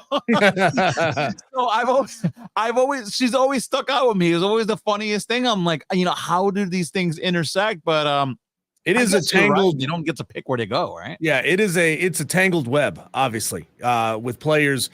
If you were on my team and then you transferred to my rival, you're dead to me. And we're talking about college football. So like, let's just say, because there was a time there, Carlos, where it felt like there were 3 or 4 different stories about Clemson baseball players leaving Clemson and transferring to South Carolina. And that it's a no-no, right? You just don't do it. I understand it's the modern age of college athletics where the players, they don't care about your school the way you care about your school. Some of them do, but most don't. Like, they're not choosing where they go because of a deep emotional connection that they plan to hold with them for the rest of their lives. They choose to go to the place that's going to give them the best opportunity to play, and right now that's going to probably pay them the most NIL money. Otherwise, they're open to the highest bidder. They may form a little bit of a connection. They may love the place that they went, but ultimately, if another opportunity comes along, a lot of these players they're out the door, right? So even if it means going to your bitter rival. I remember when there were rules against transferring inside your conference. You couldn't do it. Coaches would not release you from your NIL if your plan was to go to another school inside your conference. And now, obviously, you can't do that. The law says you cannot prevent somebody from pursuing their NIL opportunities. So you can't stop them. Yeah, I mean, what a tangled web we live in. Someone in the chat actually asked me a good question right now, and if you want to jump in, 71307 keyword fan is the call to renewal by Anderson of the Carolinas fan phone line, 844 fan phone, which is 844-326-3663. You can call in too. See, Diesel, I can do this job too. Remember when I used to be? Yeah. Somebody asked me on the text line here, Carlos, as an outsider, what is your view on the Carolina Panthers never taking a Clemson Tiger in the draft? They had their inaugural season in Clemson. That's actually pretty curious, because you would see like a lot of pro teams do look at their local college programs to see if there's any late flyers that they could take in the draft. I see it. I saw it with the Giants. They took someone from Rutgers. It was a linebacker in the 6th round a couple of years ago. I'm blanking, so rather than make myself look like a fool and drag everybody's time out, I'll just kind of roll past that. But yeah, I guess Charlotte is 2 hours from you guys. So who would have been the players that the Panthers would have been able to take advantage of anyway? Because I know there's Grady Jarrett is in the NFL. I met a massive man, really big dude. Obviously Trevor Lawrence, but they never would have had the opportunity to pick him because he was the number 1 overall pick. Christian Wilkins, who's now with the Las Vegas Raiders. He went to Miami. I don't think the Panthers could have selected him either. Maybe they might have been able to select him that year in that draft. Deshaun Watson was a player that famously a lot of teams passed up on before the Texans were able to straight up and get him. So yeah, AJ Terrell is another one who is the cornerback for the Falcons. So yeah, there are obviously Clemson players in the NFL. It's a good question. I don't necessarily think I have a problem with it, unless it was a glaring opportunity. I think the closest thing right now would have been passing on Christian Wilkins. I'll have to take a look at that year's draft. I'm going to do that right now, the 2019 NFL draft. Because the Panthers could have used, someone in the defensive front. They always, obviously now that they've traded away Brian Burns, that's certainly an opportunity. I don't necessarily have a problem with it because you want to pick the best player available. And if it winds up being someone from Georgia or someone from Florida, or someone from your rival school in your conference, and you're a fan of the pro team, then to hell with it. You take the best player available. But I do find that fascinating that there are no Tigers on the Panthers roster. Yeah, for the most part, Carlos, colleges recruit regionally. I mean, there's a reason why most of Georgia's roster comes from the state of Georgia. I mean, there's a handful of guys that come from outside of there because they are in a position now where they can recruit the best of the best. A large part of South Carolina's roster comes from the state of South Carolina. It's because these kids have a reason and a familiarity with these college programs around them. And of course, they have the ability to go make relationships with the high school coaches around them. That's how recruiting works in college. NFL teams, they first of all, they don't recruit, they draft. Second of all, they draft nationally. They're looking for the best player at the position that they need, that also they feel, number one, fits the team's culture, that they think is very good at picking up the concepts that it is that they do, and plays the style of football that they play. So these Clemson fans, y'all got to stop with this. You got to, this is like this slight that they've built up in their heads, that somebody at the Carolina Panthers organization hates us and it's personal. Well, first of all, Jerry Richardson was a Wofford grad. He's got no reason to hate Clemson, okay? He's a Wofford grad. And he put the inaugural season of the team in your stadium. Like, the Carolina Panthers, that would be one of the dumbest things they could possibly do, is waste a draft pick on a guy they don't flat out believe in just because he's a Clemson Tiger, and it will make Clemson Tiger fans shut up about the why don't they take a Clemson Tiger argument. Yeah, by the way, Christian Wilkins went number 13 overall to Miami. The Panthers' first pick was 16, so they wouldn't have had an opportunity to pick him up anyway. So I guess puts kibosh on that. But they did pick up Brian Burns in that draft out of Florida State, who is now a New York Giant. So shout out to you guys helping me out. I remember you texted me the day that happened, and you were like, let's go. We got Burnsy. we really needed some help, man. Kayvon Thibodeau, he hasn't been what they expected out of Oregon. He has not been that game-wrecking defensive end. So maybe having some, someone to alleviate the pressure on the other side in Burns workout. This is my dog. I've been watching a little bit of this Giants Hard Knocks. Yeah, and what do you think about that? Reliving. I haven't watched the whole thing. I'm about 4 episodes deep at this point, but reliving the Brian Burns trade, it's just like digging that knife in all over again. It's like the Panthers, they had him. All they had to do was pay him and make the guy happy. He would have stayed a Panther for life. But you just wasted the opportunity. Sorry about that. I just bit my tongue. No, you're cool. You wasted the opportunity to get a lot more for him a year prior. Yes, you sort of dilly-dallied. Yeah. And this is just emblematic of the Carolina Panthers not having a clue how to deal with contract situations and free agency. Yeah, that was the criticism I would. Yeah, listen, you got what you got out of the Giants. You got a second and a fifth, and I believe there was a pick swap in there.